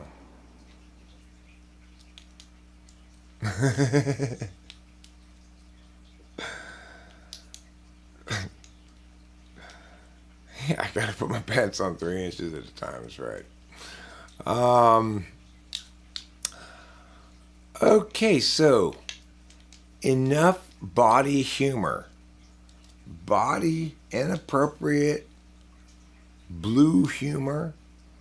Talking about adult themed things. Oh no. No, no, no, no. This is a family program. Okay? This is not a place for people to talk about things like penises, or vaginas, or sexual intercourse, or pooping or peeing. None of those things are appropriate. I don't want to hear any talk about anal wreckage. I don't want to hear you talking about how you'd like to be the meat between the Rock sandwich, the Rock on one side and Jason Samoa on the other side. You'd like them to be the... No, vaginal drippage is right out.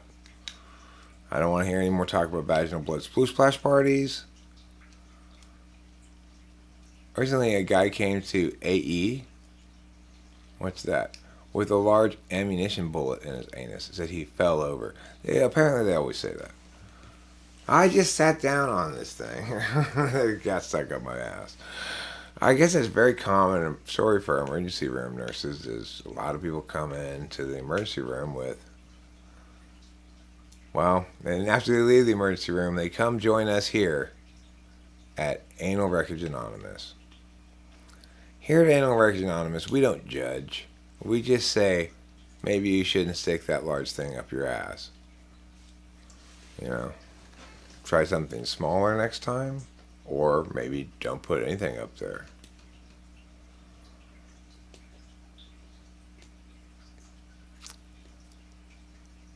So yeah, these are all things we shouldn't be talking about at all. Okay? I don't want any talk below the belt. Nothing related to junk, genitals, trunk, chode, slit. That word is an unacceptable. Gash, an unacceptable word. Moisture pit, not okay. Body pocket,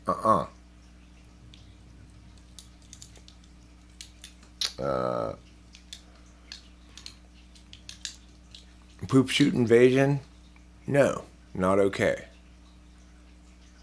There'll be absolutely no talk of twice disgraced surgeon Venus Vagina MD. I remember Venus Vagina, yeah.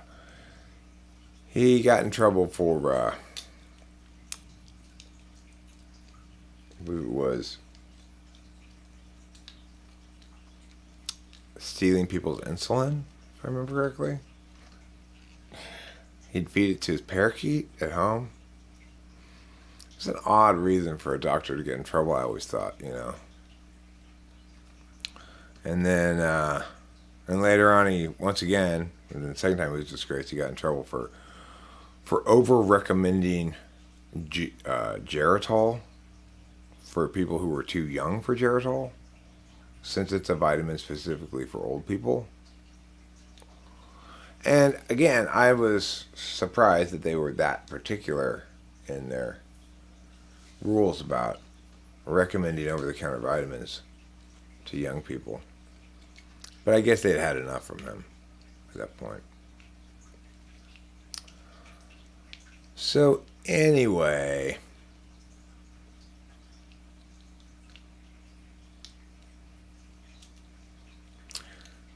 okay, look.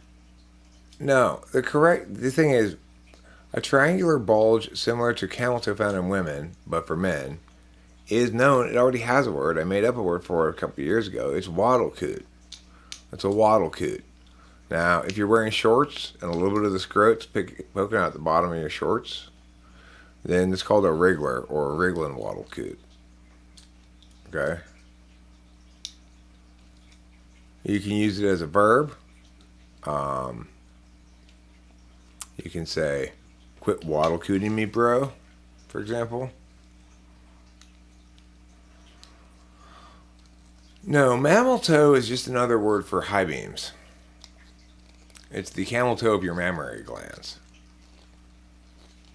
So if it's the air conditioning's on and the girl's high beams are on, that's also called mammal toe. And if she's also at that moment wearing like a bikini bottom, then she might concurrently have mammal toe and camel toe. And which point she's just renamed sexual object. Mark Hamilton is a pain in the ass. That's not his name, is it? I'm pretty sure it's not. No, Sky Gear, that's not what the C stands for. And that's a bad word. That's not one of the words we're allowed to say. You can talk about countries, you can talk about contamination, but you can't just remove the latter syllables from those words. It's not okay. Wax play.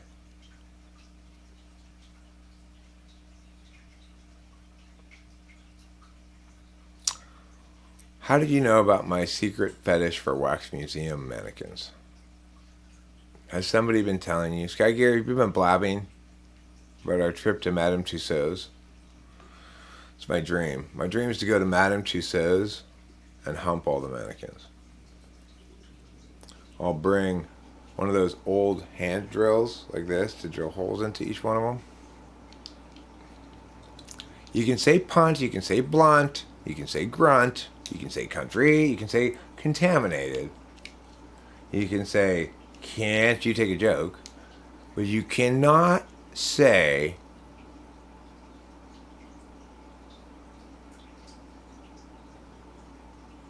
vagina spelled C-U-N-T. You can't say that. Otherwise, you're a huge cunt. And that's not okay. Count's fine. Count is fine, yeah.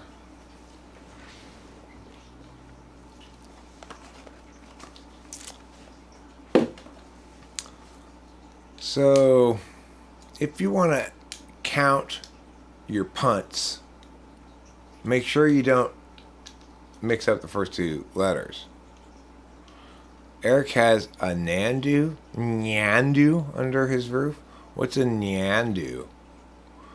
I know it's got a tilde over the first N.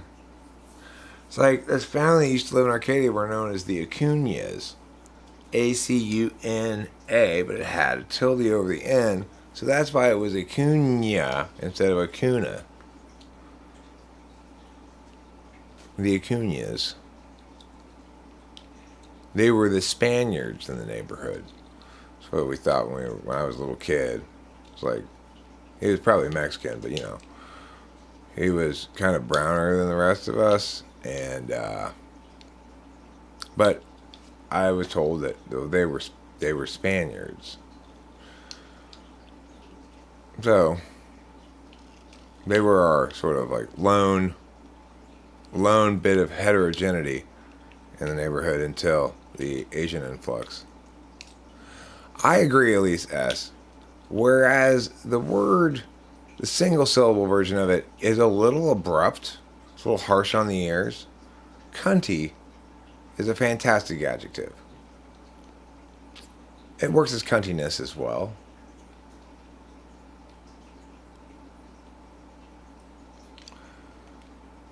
I also like the idea of potentially a verb cuntificationalize, which is to render someone from a state of less cunty to more cunty.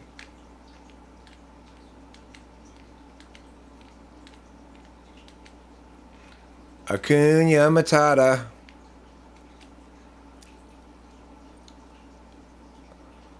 Termino acuñado para aves que no pueden volar pero son bonitas, sí, sí, señor.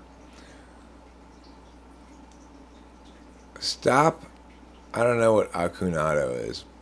For, with, que, they can't see, but the for a pet, yeah. Cunty. That'd be fun to call your dog that at the park.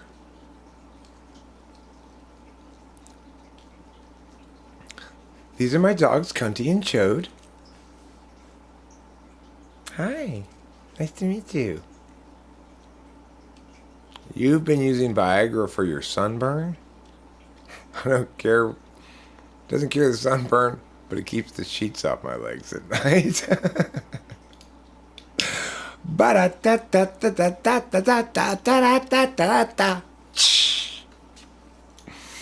The law of small cuntiness states that if you're slightly cunty, then you're not cunty at all. And analogously, the law of big cuntiness makes a similar statement. Using those, we can encode cuntiness in binary arithmetic. Well, you know, I don't think that's true. I don't think that cuntiness naturally taxonomies into a binary. I think it naturally falls into the category of things that are spectral in nature. I think, unlike narcissism, one can have cunty behaviors.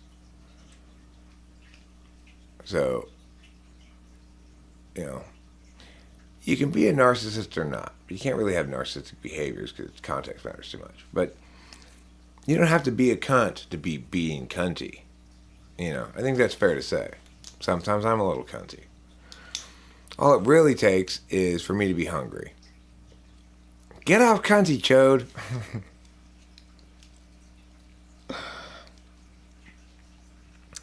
Chode, cunty, and manseed. These are my 3 dogs. Chode, cunty, and manseed.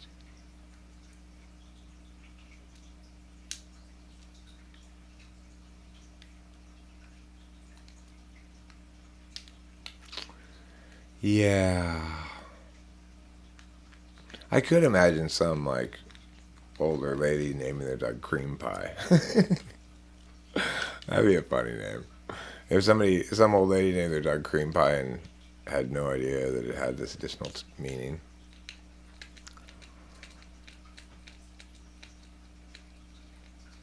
Chodington Cuntworth? Chodington Cuntworth is an excellent name for a British dog.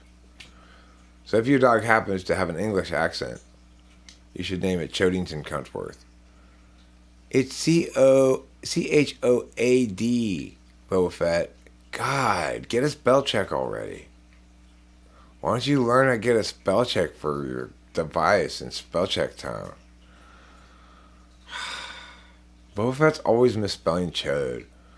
It's like, I've already written to his parents about it one time. Can you please tell him to stop misspelling Chode? And they said, we'll talk to him, but I don't think they even talked to him about it. I wrote them a letter and airmailed it, old-fashioned style. Who's calling me? Who called me earlier? Oh, right, that was Cameron. Hello? Hello, hi, Mr. Strauss. Hi, how's it going? Good, how are you? I'm doing fine. Good. Okay, so right now, I think, including the time I talked to you and also everything, and the session last night, so it's 4.5 hours, and I'll send a check to you today, and do you mind? And also, I'll give you some. My math is really bad, but anyway, can you pay a guy in Singapore for us from PayPal? Yeah, shoot me the email. Shoot me an email. Okay, I'll do that. Okay. Also, are you available at maybe 12:15 or so? Probably not right around then because Cameron's coming over here. And how long do you need? It's probably very short because Jeffrey he's going to write something this afternoon. Right now he has a history thing, and the teacher just gave them the poem that they need to analyze. I just want him to talk to you a little bit, so he doesn't. Okay. Yeah, call me around when you want to do that. I can do it. I'll squeeze it in. It's fine. Okay, yeah, he's going to be home. Yeah, he probably, I don't know, around 12-ish. All right, cool. So anytime between then. And also, are you going to be home the whole day or today or tomorrow? Yeah, we should be home. It's raining. Okay. Yeah, no, I'm thinking actually, we're leaving for Mexico on Sunday. So I'll bring over some Christmas gifts for you and Rachel. So what do you think? Do you think I'll just go to the same store? Would that be good? That'd be fine. Thank you. That'd be fantastic. That's good. So you like the relaxing? I mean, you like it on the thing is, I just prefer not pre-rolls. If you get any kind of flour there, it's like it depends how much what you want to spend. Okay. But get like an eighth. Don't get pre-rolled joints. Is what I'm saying. Okay, I mean, was that exactly what you like? Not necessarily that exact one, but yeah, that that can way you of tell me delivering what it. Yes. Okay, can you just text me what exactly you guys like? Well, we do like Claiborne stuff. Claiborne, Yeah. is that And a brand? yeah, it's a brand. Yeah. Okay, Claiborne. Also, Okay. there's one called Green Dragon. They have got good stuff too, and they're not super overpriced. Okay. Let me let me write it down. My memory is just terrible nowadays. Green Dragon. Yeah, or Claiborne. Okay. Green Dragon. How do you spell Claiborne? Uh, I peel the label off of the bottle. I think it's just Claybourne.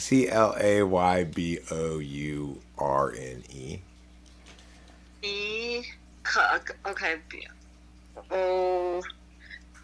Ourne. Okay, got it. Yeah. Okay. Okay. Cool. Thank you. All right. Bye. Thank you. Bye.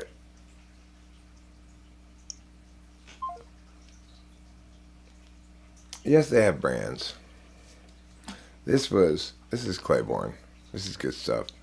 It's like there's always uh, a challenge or decision to make, which is, do I want to get more cheaper weed or less expensive weed? And what's going to be the thing that lasts the longest, for my, if I'm going to buy, like this last time, I got 7 grams of Claiborne for approximately, including taxes and everything, about $15 a gram, which is pretty expensive. It's like about $60 an eighth. But this 7 grams of Claiborne will last me a lot longer than 2/8 of something cheaper.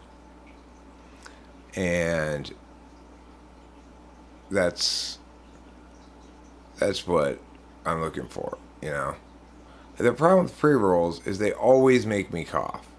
They make me cough like my name was Boff. And as we all know, people who are named Boff constantly cough. Is it just me and Rachel doing what?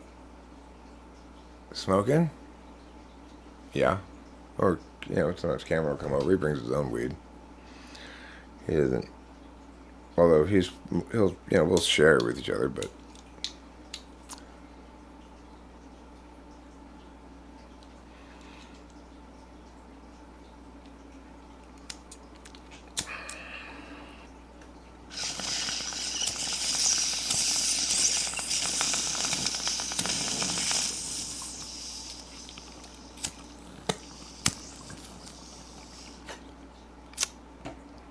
I'm not a psychologist. I'm something much more significant than that.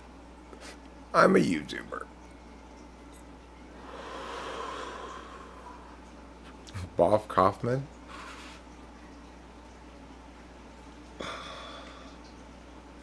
Boff Kaufman is definitely a friend of Chodington Gashingsworth.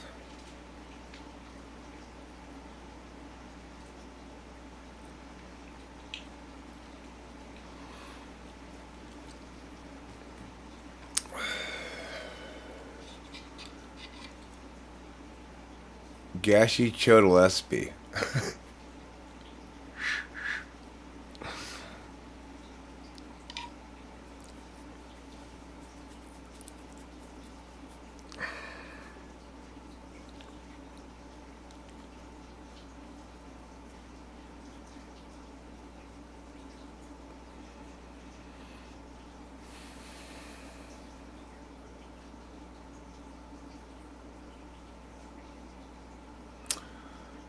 When the moisture of saline dewdrops gathers round your heart, then you know the tender times that soon will stand apart.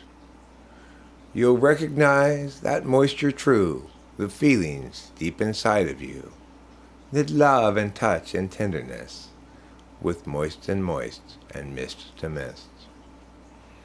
It's called the FI poem. I just made it up right now. It's a work of pure genius that will be recited by people for generations to come. I am here to heal, not to come. Glad to hear that.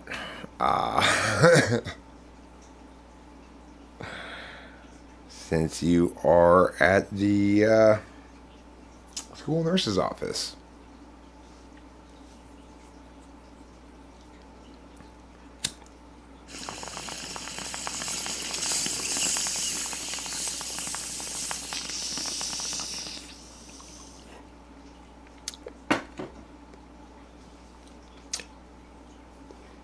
So I guess you don't take advantage of the healing arts of Dr. Schlong Dong Penis Thruster.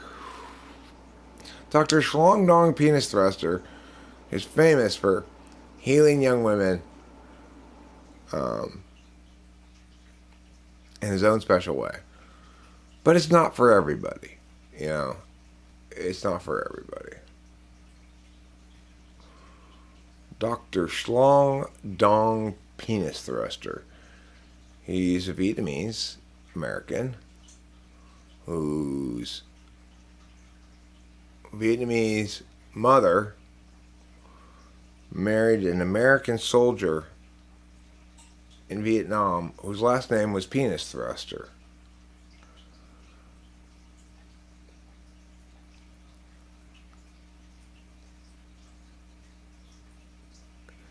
You smoking, you body, you know soon you will be on flames, Eric. I'll try not to light myself on fire. A giant ass of ENTP talking bad and discussing. I'm not entirely clear on your point, but I want to let you know that I personally validate you and your feelings. Okay? I've fingered your moisture a little bit, and I can tell you right now, it's real. You and your feelings matter a lot. They're a little sticky.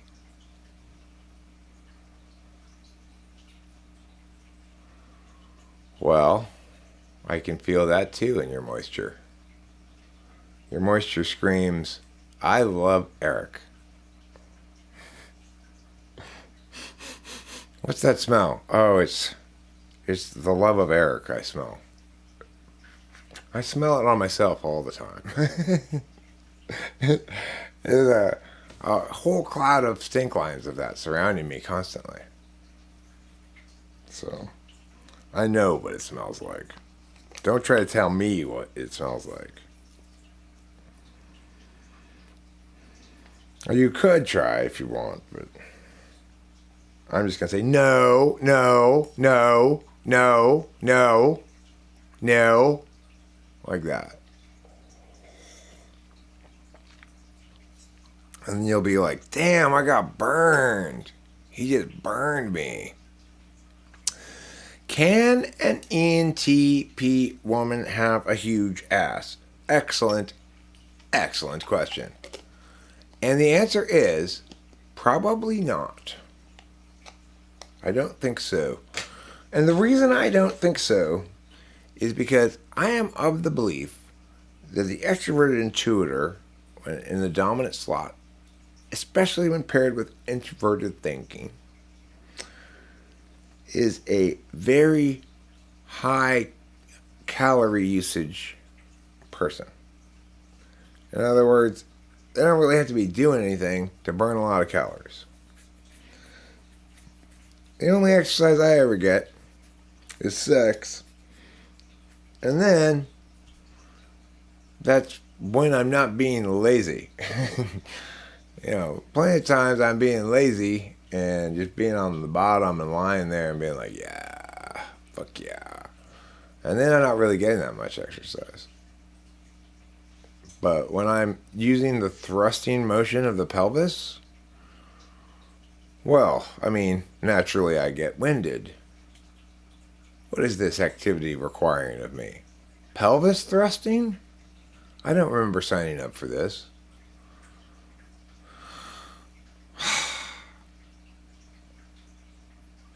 And the only exercise Dieter Panklich ever gets is having sexual intercourse with mailboxes.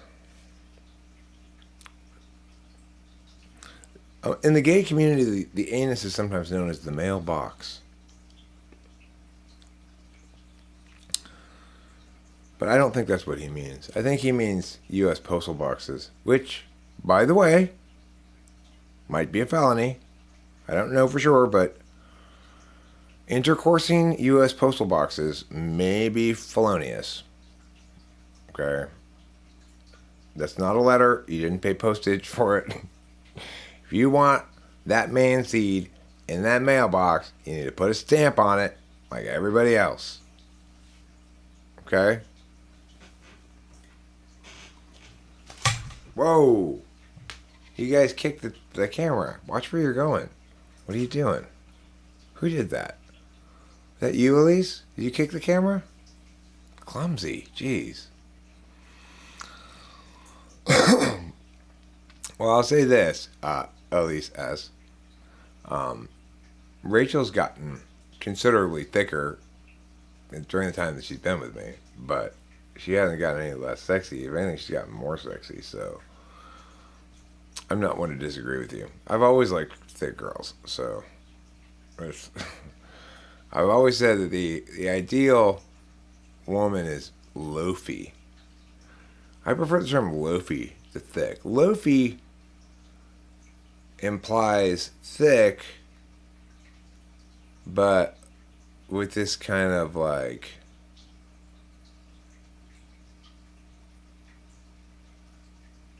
thing going on. You know, loafy girls are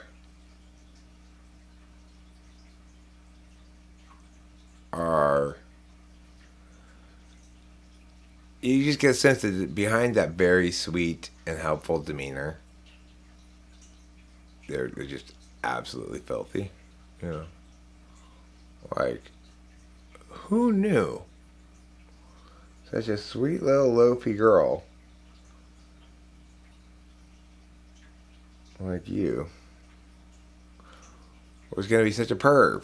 Was what you figure, you'd think it's going to happen if you were to get him home or something, you know. Like the loafy ones, they're like, they work as waitresses sometimes, or hostesses at restaurants.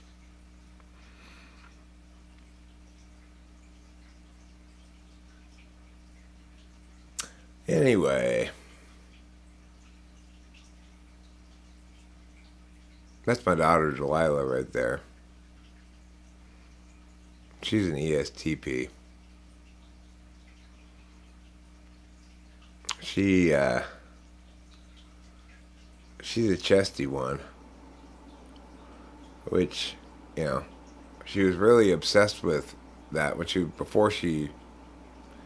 still a little girl. She would pray and really want and talk periodically about wanting like huge knocks, right? And then her prayers sort of got just pretty much straight up answered, I guess. It's weird having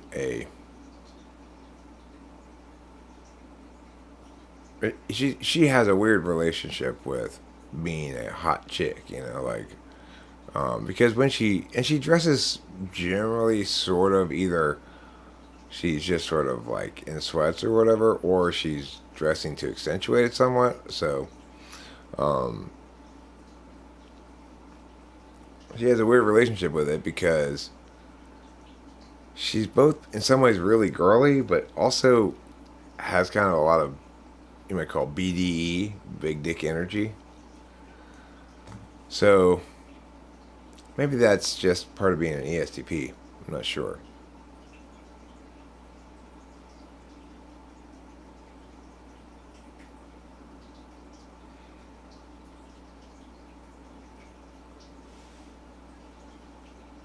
Los bendigo a todos por el señorcito. What are Bendigo? Are you saying Lil B can have all my bitches? Is that what you're saying? Because listen, as I've already made clear, Lil B can have none of my bitches. He's lucky I don't take all of his bitches. So he just needs to shut the fuck up. Okay? Just to be clear. Lil B, if you're watching, not on my watch, motherfucker. You ain't fooling me.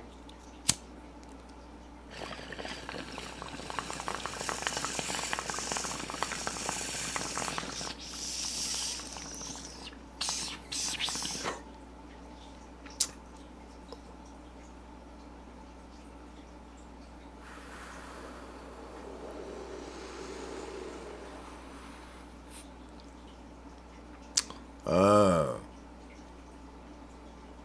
Blessings. I assumed it was bitches. Not knowing.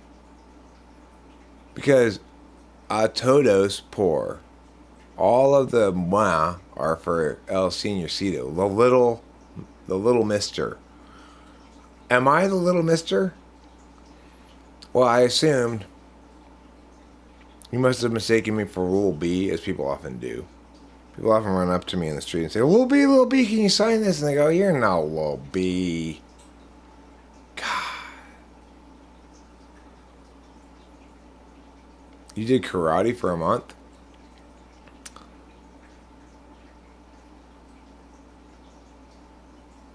Oh, it matters. It matters a lot. It matters as much as matter. And matter matters a lot. As far as important matters go, matter matters more in most matters than most matters matter as much as matter does. So, it's important to remember that, or else you'll get confused about physics. Oh, I see. You think that psychedelics teach you important things or whatever. That they're valuable spiritual medicine. Oh, yeah? Well, nuh-uh. Somebody just got burned. Their name starts with Mattia and ends with S. Can you guess who it is I'm talking about?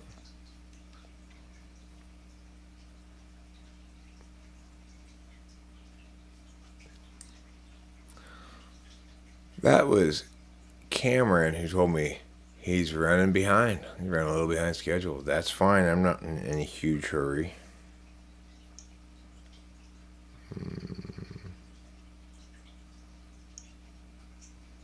I'll just give him a...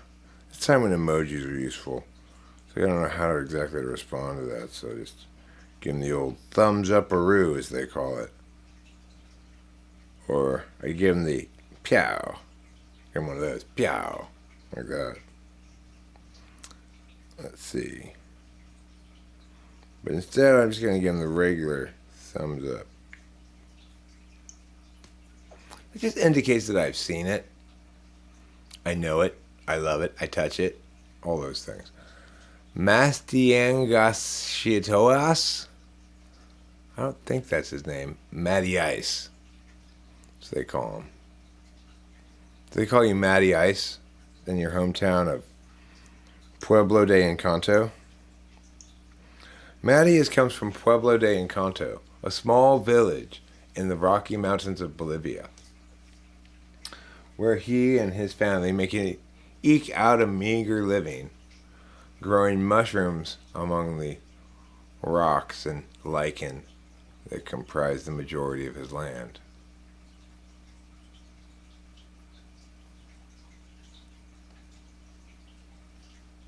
Isn't that right, Mattias? When you were born, your parents said, "Oh, los tíos! Gracias, gracias para usted, gracias para este niño. Oh, qué bonito. Que bonito.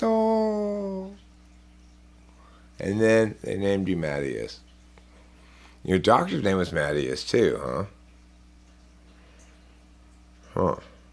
Well, one of your parents was lying then, I guess. Unless God's giving out gifts left and right. I don't think that's how it works. I think God only gives one gift to one person one time, that's it. You almost died when you were a baby. You got asthma and smoked tobacco. You got asthma as a baby. So your parents gave you cigarettes. Here, this'll help little baby smoke. We live in Spain, so this is how we raise our kids.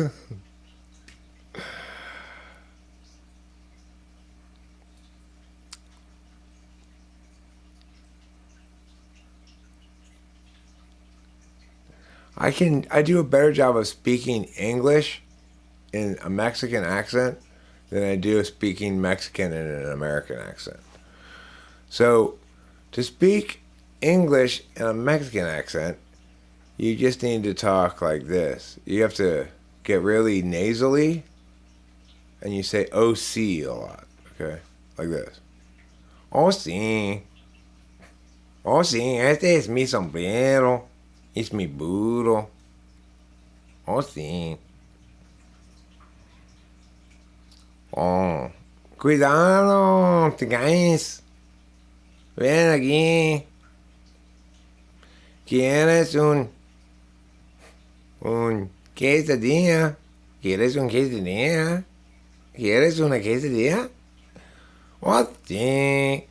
Like that. That's how you speak Spanish with a Mexican accent. But if you want to speak American Spanish, which is, say, Spanglish with a Mexican accent, you have to say, I'm going to go get some hamburgers. Do you want some hamburgers? They have this weird combination kind of thing going on. Oh, I love los Dodgers. Los Dodgers. I love los Dodgers. Oh, sí. They just can't help it. They have to say OC occasionally. It's built into the archetype. Este vato lo lumbra de cuello. Dios mío. Ay. Oh. Escúchame. Yo, tú, usted, nosotros. Okay? Nosotros son ir a la playa. Repite. Nosotros son ir a la playa. La playa.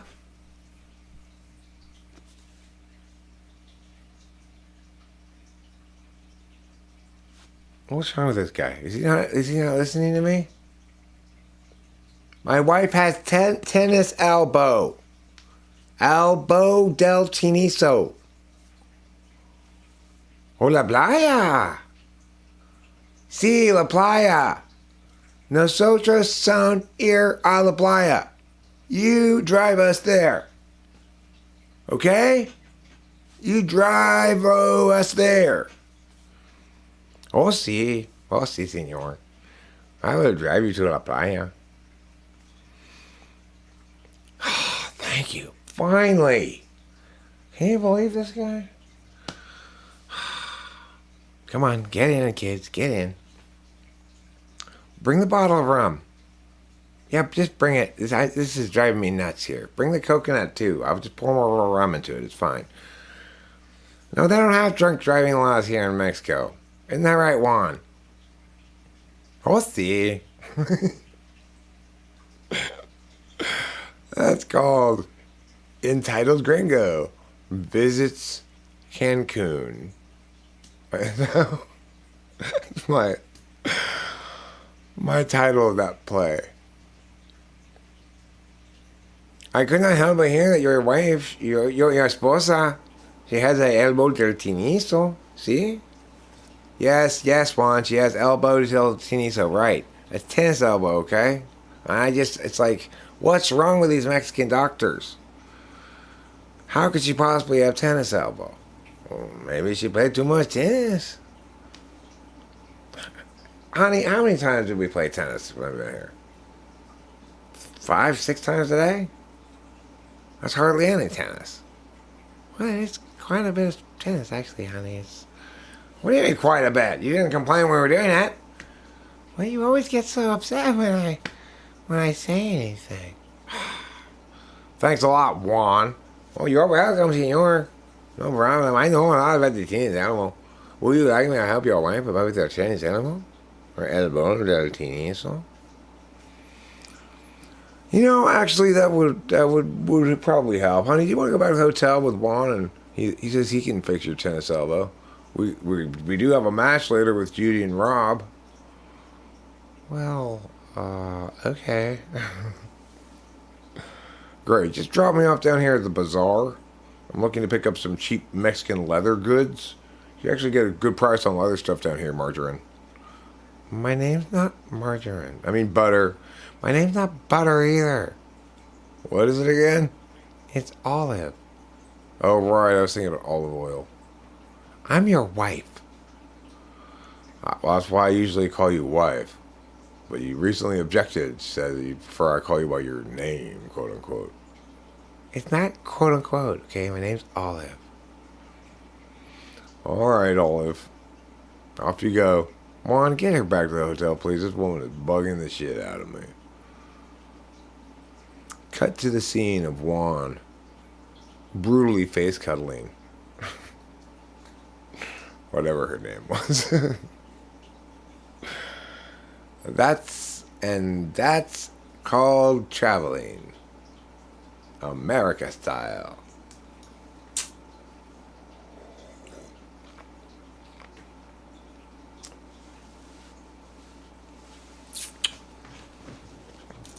I'm traveling America style. Everybody speak English to me. I'm traveling America style. Here I go, wee wee wee. I'm not observing any of your customs. I'm all loud and brash. And if you say anything, I'll act all aghast. Like, what? What? I'm just sitting here yelling. What? God, what's wrong with these Europeans? They're so, like, judgy. Fuck. Eric in Europe. I call that. Stupid Europeans. You stop looking at me. I'll take about whatever view I want. God. I'm American. I'm an American citizen. You gotta treat me with respect. What are you doing? Why are you looking at me like that?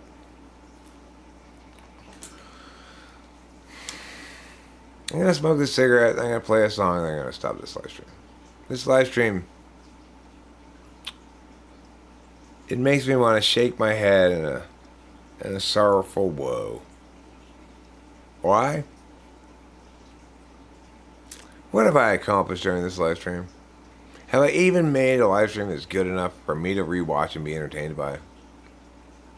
It's at best borderline. A lot of pauses, pretty slow, no real topics.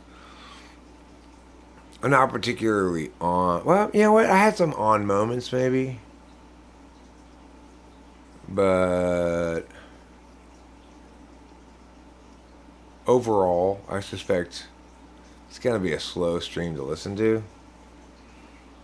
I'm just not that jacked up on reverse Jack and Coke. Amphetamines might be called reverse Jack and Coke. Jack and Coke puts you to sleep.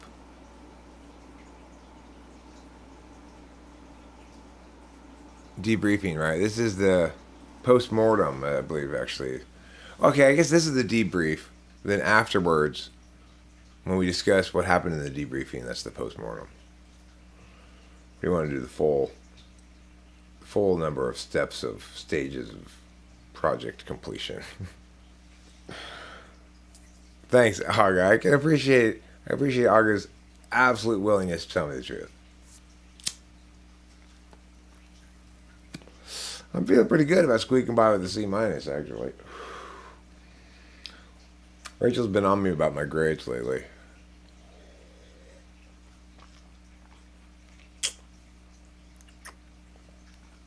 FWIW, the back and forth, encouraged me to book an appointment with you while you're still running the deal. Hey, well then, it's got additional utility besides just the rewatchability of it.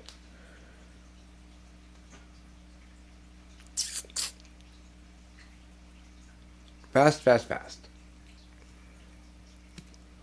Sometimes I'm a faster thinker than others.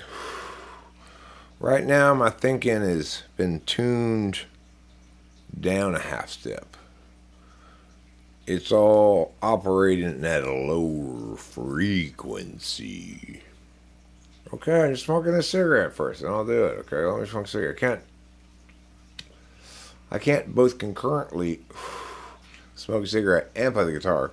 I'm not Slash from Guns N' Roses. He's the only one I've really seen do that much, because of course the smoke goes right into your eyes. That you have no way of. You need to be able to go like this to smoke. You can't just hold it between your lips. If I were going to, I will play some songs. I'll play a couple songs. If I were going to try to do it, I'd want to have to get a cigarette holder like Hunter Thompson to make it go further away from you. But even then, it's like you want to take a breath of regular air. The operational process of smoking a cigarette doesn't work well unless you can use your fingers. Maybe Fly Guy. Maybe that's the reasoning behind it. His hair provides a protective barrier between him and the smoke. Of course, it also obscures his vision of the fretboard, but he may or may not need to look at the fretboard depending on what he's playing. I think probably for every guitarist, there are some things that they play that they have to look at the fretboard some of the time. But, unless you're blind, of course. Whereas other things they don't need to look at the fretboard because their fingers there's not that much movement around or something.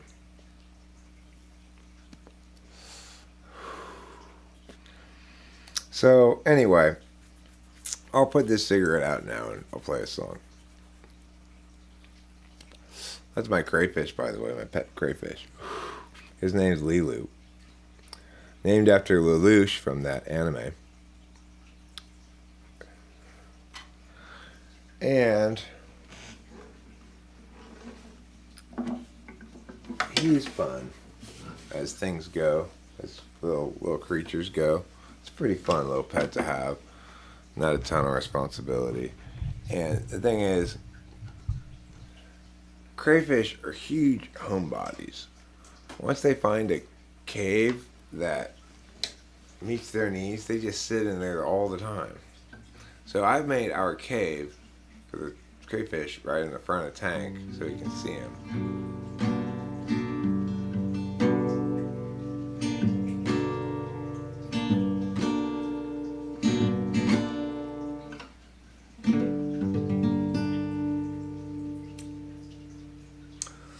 It was 100,000 million years ago. Time ran slow. Nobody had to show. Place the slabs below. Let them go. They will start to grow. More years ensue and tears gnashing through. A hole of slabs coming to view. Unchangingly true and eternally new. But when the slope appears in charge today, options large show other ways. Give each a chance now. Once quick to check, but don't get caught standing on deck. The slope presents a fork, not easy stopping short, too far along to turn around. Perhaps the better sort was headed ever north. Now there's a fitter force, enemy ground. It was 100,000 million years ago. Time ran slow, nobody yet to show. Place the slabs below, let them go. They will start to grow. More years ensue and tears gnashing through will hold the slabs coming to view. Unchangingly true and eternally new. And when the slope appears in charge today, options at large show other ways. Give each a chance now, one's quick to check, but don't get caught standing on deck. The slope presents a fork, it's not easy stopping short, too far along to turn around. Perhaps the better short headed ever north. Now there's a fitter force, enemy ground. It was 100,000 million years ago.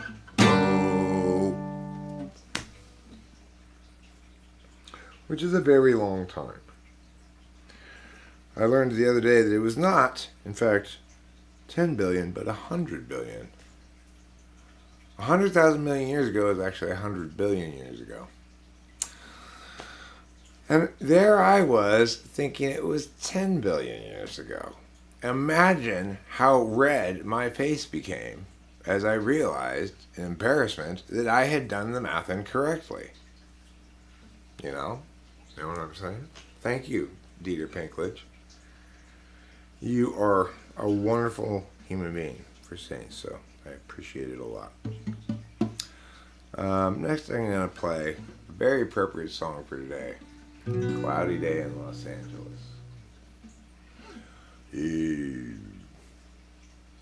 It's a very cloudy day in Los Angeles. And today we run out of time.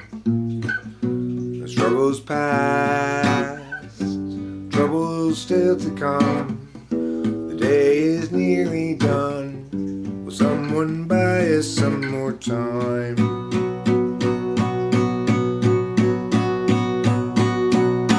Cloudy day in Los Angeles. Cloudy day in LA. I'm no sort of evangelist, but I have something to say. 'Cause life can strangely be forgiving. Stay awake all night, and mostly voices say to give in. They'll try to sap your will to fight.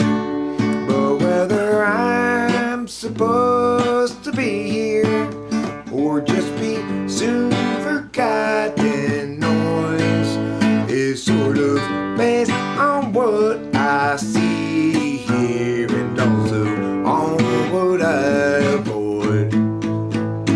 It's a very cloudy day in Los Angeles. And today we run out of time. Struggles past, troubles still to come. The day is nearly done. Will someone buy us some more time?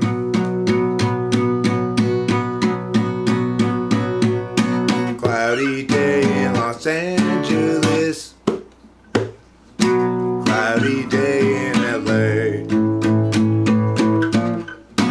I'm no sort of evangelist, but I have something to say. Something to say.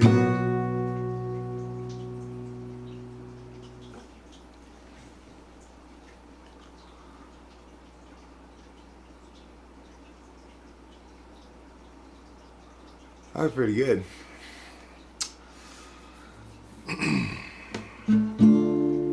As takes of things go, if you're into takes of things, he's Gregory in disguise, hands in his pockets. Now he's walking down the drive, averts his eyes. He doesn't want you guys to realize that he's Gregory in disguise, hands in his pockets. Now he's walking down the drive, averts his eyes. He doesn't want you guys to realize that he's Gregory in disguise. He hates the lies, wants to confront the men, always telling them, but every time he tries, they only run and hide. Again he is denied the chance to yell at them. But now he's Gregory in disguise, hands in his pockets. Now he's walking down the drive, averts his eyes. He doesn't want you guys to realize that he's Gregory in disguise, hands in his pockets. Now he's walking down the drive, averts his eyes. He doesn't want you guys to realize that he's Gregory in disguise. He hates the lies, wants to confront the men, always telling them, but every time he tries, they only run and hide. Again he is denied the chance to yell at them, until the bridge brings a new approach. And sneakily he'll try to encroach up on the troubled men. Perhaps he'll get the chance to yell at them. He's Gregory in disguise, hands in his pockets. Now he's walking down the drive, averts his eyes. He doesn't want you guys to realize that he's Gregory in disguise, hands in his pockets. Now he's walking down the drive, averts his eyes. He doesn't want you guys to realize that he's Gregory in disguise, hands in his pockets. Now he's walking down the drive, averts his eyes.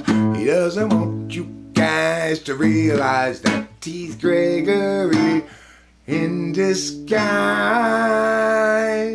He hates the lies, wants to confront the men, always telling them, but every time he tries, they only run and hide. Again he is denied the chance to yell at them.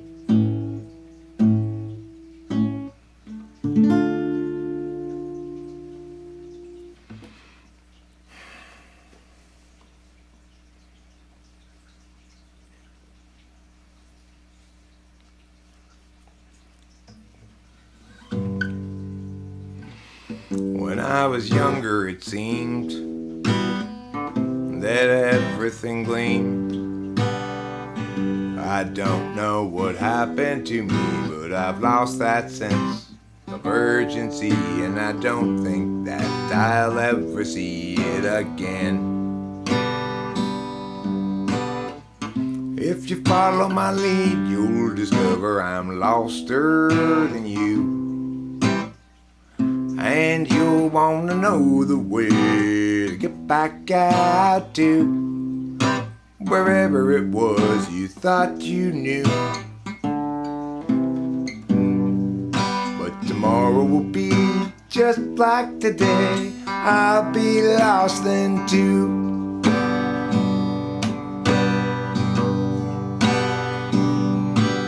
It's a matter of mood as much as a matter of will, and the things I do and the direction I point to still seem a part of me,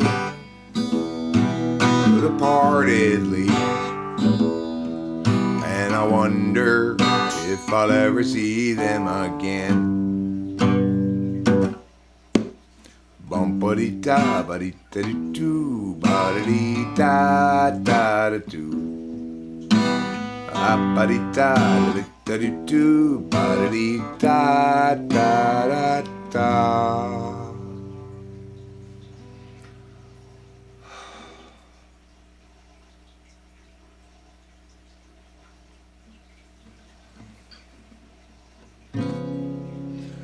And Gerald has a thought. Gerald has a lot. Gerald has a plot to get to margarines, tater tots. He's got a good idea for a name-changing business. Thinking now about what to call Christmas when they hire that firm to change their name. Gerald always thought there'd be chance enough to return to the work left rough. He'll get back to it eventually. But his visions piled up, and his plans would interrupt all the work that started off so hopefully. Now his mind is back on his business, thinking of changing factless to listless. So how all the people will shout his name. And Gerald knows he understands ever more clearly now. He won't provide explanation regarding the why or the how. He'll see you and know you from inside your heart. Exciting, delighting, Gerald plays his part. And Gerald still knew there's too much to do, and he's dropped time in the underview. Too much to be put, so where now and what? Too much time spent nitpicking the skew with you. Gerald has a thought. Gerald has a lot. Gerald has a plot to get to margarine's tasty spots. He's got a good idea for a name-changing business. Thinking now about what he'll call Christmas when they fire that firm to change that name. Gerald has a thought.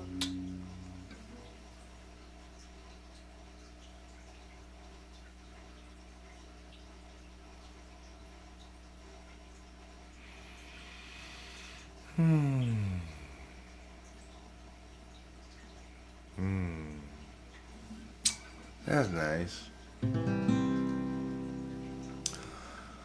Every life lived reaches a time when the road splits in two.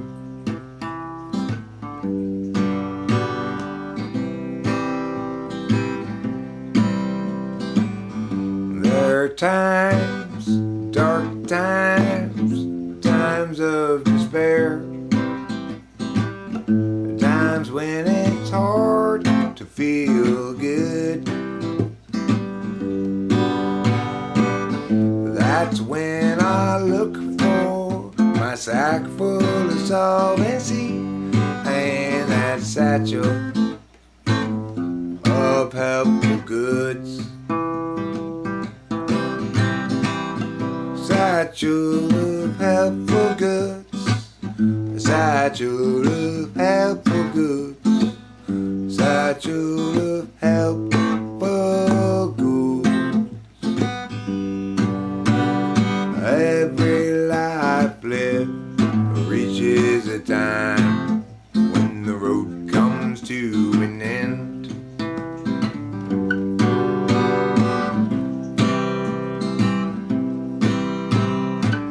When I'm there, will there be anybody else around?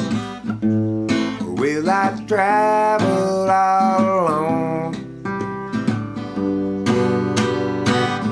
That's when I look for my sack full of solvency and a satchel filled up with bone. Yeah, that satchel, now nothing but home. Satchel of helpful goods. Satchel of helpful goods. Satchel of helpful goods. Satchel of helpful goods. Satchel of helpful goods. Satchel of helpful goods.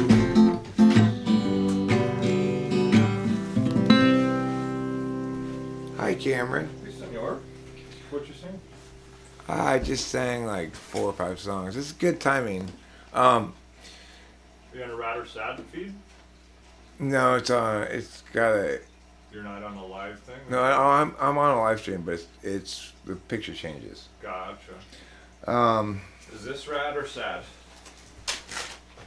that's Oh my rad. gosh, you got a kitty. That's rad. Everything's rad, Eric. The rain's rad. The cat did not like the rain. Oh yeah. Wow, look at that.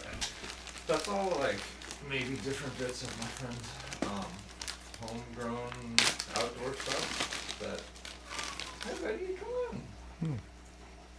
I've been like mixing it into my stuff, which has been working good. Come on, BB. Hey buddy. But yeah, I just have a ton of it, and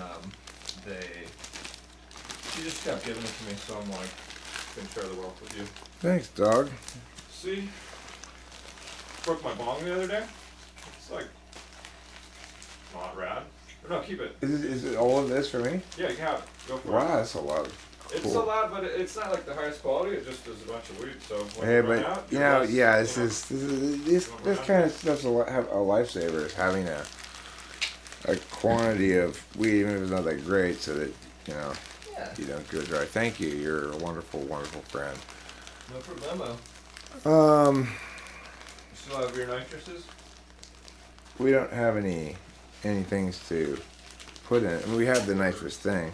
We don't get it very often anymore, but we got it yesterday. I But went through that, like, I think it was in 2001 or so. I bought the nitrous thing. I bought the stack of like 100 whippets, and I think by the time I got to like half of it, I was like, I can't do this forever. I'm not the dentist. I mean, I don't need my teeth extracted. I mean, since I use bath salts anyway, and jump out the window, that's good enough for me. All right, Cameron, there's been a request I do one encore, so I'm gonna play this encore and then get in the stream. Okay. Cool.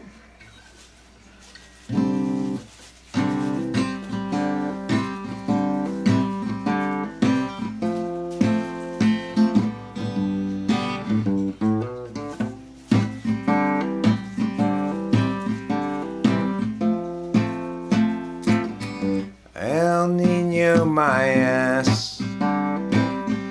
You call those storms? Where is the rain? Those drizzles don't count, I drizzle more. When I pee in the sink, which is just the right height to catch all of the ordinary splatter. Done, I'll go outside and climb a ladder, and I will go up there and take me a bucket and pour water inside. I'll say, hey Mr. Cloud, drop it from the bottom. Hey Mr. Cloud, won't you drop it from the bottom? Hey Mr. Cloud, drop it from the bottom on me.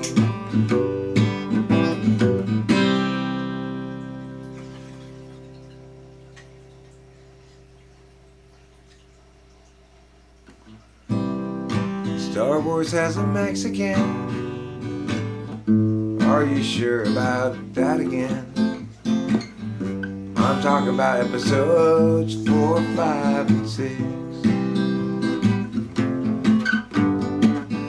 I know they got Lando, and he's a bit of a darko, but I'm pretty sure there are no Mexicans in Star Wars episode 4s and 5s and 6s. The universe was white except for Lando Calrissian, who was dark as nights.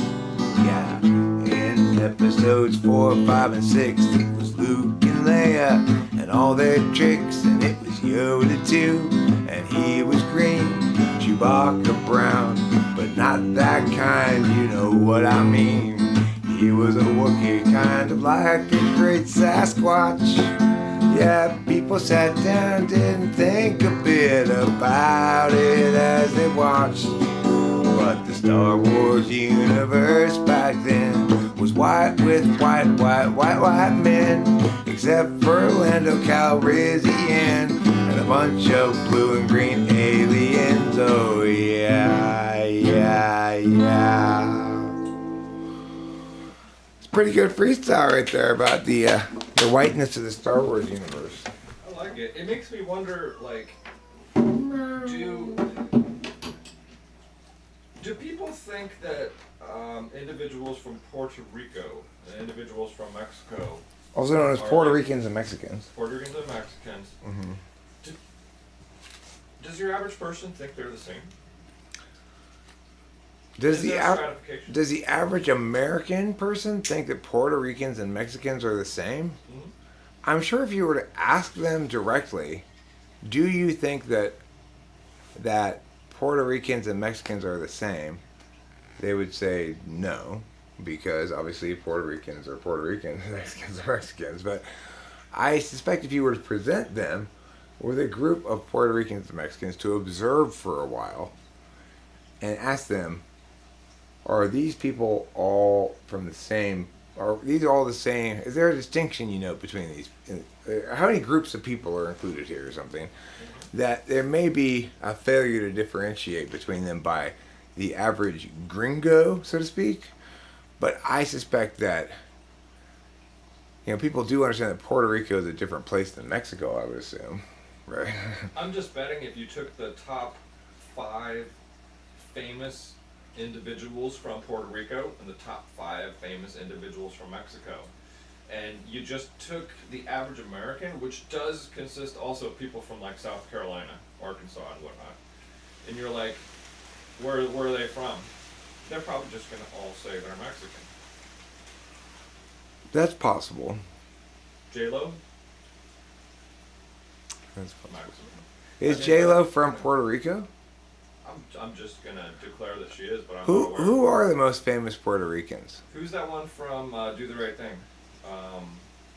You know the girl? Spike Lee? No, the girl. She got the lips and the butt. I don't know.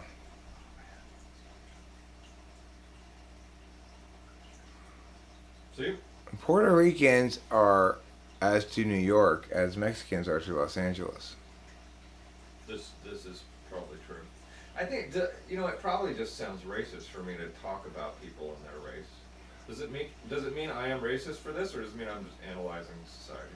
I mean, the thing is, I'm very accustomed to drawing very, very precise distinctions in how I talk, because it's like, no, you're not being racist. You're just arguing. You're just talking about how average Americans are likely to fail to differentiate between the two, which is probably true, But it's the sort of thing that the language that we're using, some of the language is suggestive of what you might call ethno-nationalism or something, which this is not an example of at all. So to a certain extent, you got to. I consistently present a big challenge for the algorithm, because there genuinely is sort of a difference between toxic style discourse and non-toxic style discourse, and people who are ontologically oppressive or violent by being racist or whatever, and people who aren't. There is actually a difference, right? So, and I am definitely in the latter camp, not the former. And so, and yet, if an algorithm may misidentify me, Well, because these keywords come up, but you're not actually forcing a racist agenda. But the same keywords come up, therefore this could be dangerous. I don't really worry about it being dangerous in that sense. I'm just saying, what I'm doing in general, Fly Guy, is I'm undermining race politics in general, willfully, consciously, knowingly, and I'm doing it for all the right reasons. In other words, what I'm saying is not influenced at all by concern about how it's going to be perceived, although exactly how I say it may be very much determined by that to some extent. If the distinction is, I hope the distinction is clear, that it's like I don't change what I say because I'm concerned about how it's going to be received, although I may change precisely how I say it, depending, It's not just tone. Words can be expressed in ways that are more or less inclusive. There are certain things that I feel strongly about that can be kind of angry, like my response to Dr. Carter. Have you ever watched any of Dr. Carter's videos, Cameron? Who's that? He's a guy who makes videos on narcissism. Oh. His channel's called Surviving Narcissism. I've definitely heard about some narcissistic shit, but I don't know if I've seen him. What does he say that anybody who like has a lot going on is a narcissist and you have to avoid them, or? No, he's just, I mean, he's not a terrible guy or anything. He just basically says that if people are really if people are trying to control you in various ways, that's their problem, not yours, and other reasonably good messages. But the thing is, he finds somebody who's very argumentational or black and white in their thinking, and uses a lot of terms like right and wrong as linking closely to narcissism. And he may not explicitly say anything that I can say, I can negate and go, all right, what you just said there, that's not correct, because he always puts it in the direction of, if you're dealing with a narcissist, then when they're doing this is bad. But of course, someone else could do it and it's great. But the point is, he doesn't say that part. He doesn't say, now, it's not because this behavior is inherently bad, but because of other factors there. Okay. And most it's of like if an alcoholic's drinking alcohol, that's bad. But if some other average person's drinking alcohol, it doesn't really matter as much. Right. And so, it's like,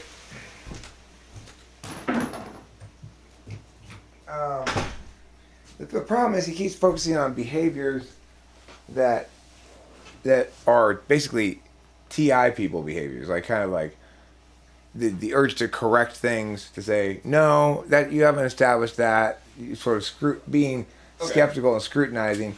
He tends to talk a lot about how those kinds of behaviors are somehow expressing from a narcissist, and then I say, like, well, basically it makes it so that people think if you are argumentational, or if you want to talk about being right and wrong, then all of a sudden you're a narcissist or behaving like one. So anyway, what do you think about narcissism? Is it a real thing? What are your thoughts on narcissism? I mean, it is a real thing. I've encountered at least, I've had enough close contacts with at least one of them to see how it looks, which is, it's like this. There's this, Kimberly's aunt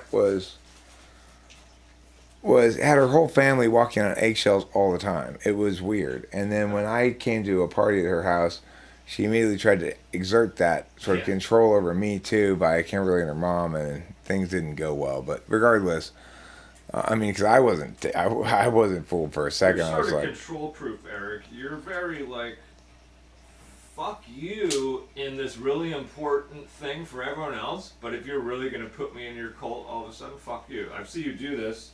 And I think everyone would like to do that, but it probably takes a lot of work to be in the middle of a crisis. No, it just takes a total lack of foresight as to how it's gonna go down. So are you saying that you wouldn't you would just actually just be a mini cult member and have? No, I wouldn't. But I'd be a little bit less seat of the pants reacty, so that I could be more effectively reacty. But see, that's why I'm not a narcissist in part, right? Okay. I'm not scheming like that. So I have there are times when you really should be schemy, and I'm still not schemy. So it's like my anger or outrage at this thing that's happening is legitimate and in the moment and prompting my behavior, which is not particularly well thought out necessarily.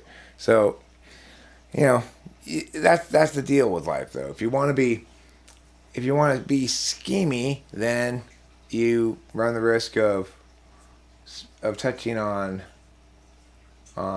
unhealthy expressions of self. You know,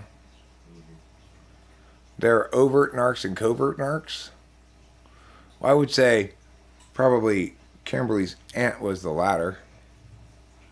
Covert. She was very much hiding her ways behind a facade of bland suburban success. And so, I mean, I haven't made a definition lately on what narcissism is, and I haven't read it lately, but what's the, I don't know, 10-word, 20-word definition of narcissism? What's the most important thing that makes I mean, the key thing is that they're willing. They want 10-word key thing. or 20? They try to create a world with people around them who are subject to their control. Oh, okay. They want to be the boss of Is everybody. Narcissus the guy who looked in the mirror? Is that what it comes from?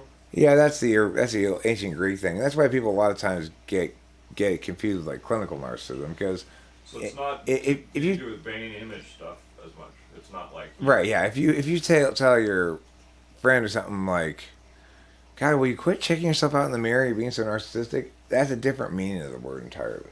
That just means you like looking at yourself a lot. But narcissist in the clinical sense refers to people who attain some sort of outcome for themselves consistently at the expense of others. More like, I guess, like in order to make themselves feel better, they have a habitual habit of undermining other people's ability to feel okay. So, like, they tend to double bind people, put them in situations where they can't win, set criteria that once they meet, it violates some other criteria, it gets them in trouble, that kind of shit. It's like, so they're crazy makers. It sounds they want to influence what other people do a lot. Okay, there was this thing on Netflix that it was like a spin-off of Tiger King. It was like some guy who worked at Tigers and whatever. mm-hmm. And I believe that the word narcissist was mentioned quite a few times. This guy had learned from some yoga guy, some like, I don't know even know what you call that, Eastern or Indian sort of tradition of there's just some Swami guy who everyone looks at and does anything he says, but all of a sudden he controls all the people. And this guy learned from some Swami individual, and this guy got named some Indian name like Bhagavad or something, and it turned out this guy manipulated all kinds of people since they were young. Like, he would not grab, but like manipulate young girls who are way younger than 18, and then just like, look, I have these tigers, come play with them. But apparently everything was about him, and Shocking. Fly Guy says, versus histrionic versus bipolar versus schizophrenic. Histrionic belongs up there with those other ones, kind of. But bipolar and schizophrenic are different things. Bipolar and schizophrenic don't come with antisocial aspects. Antisocial aspects are they're sort of ancillary. They're not really antisocial. They're just asocial, and so those are ancillary to episodes. Once you cure the episode, like once you cure it, they no longer have episodes, and yeah. Well, bipolar shouldn't be. If cluster B is the one that are like the ones you listed above, like sociopaths or psychopaths or histrionic, then they're miscategorized it. Bipolar is more appropriately categorized with schizophrenia than it is with those other ones. Regardless, okay, I'm gonna end this stream now. Thanks for being here.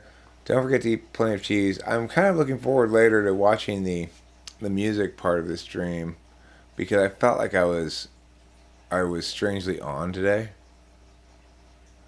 So anyway, as far as the music goes, not the rest of the stream necessarily. Goodbye, everybody. With much love from Arcadia.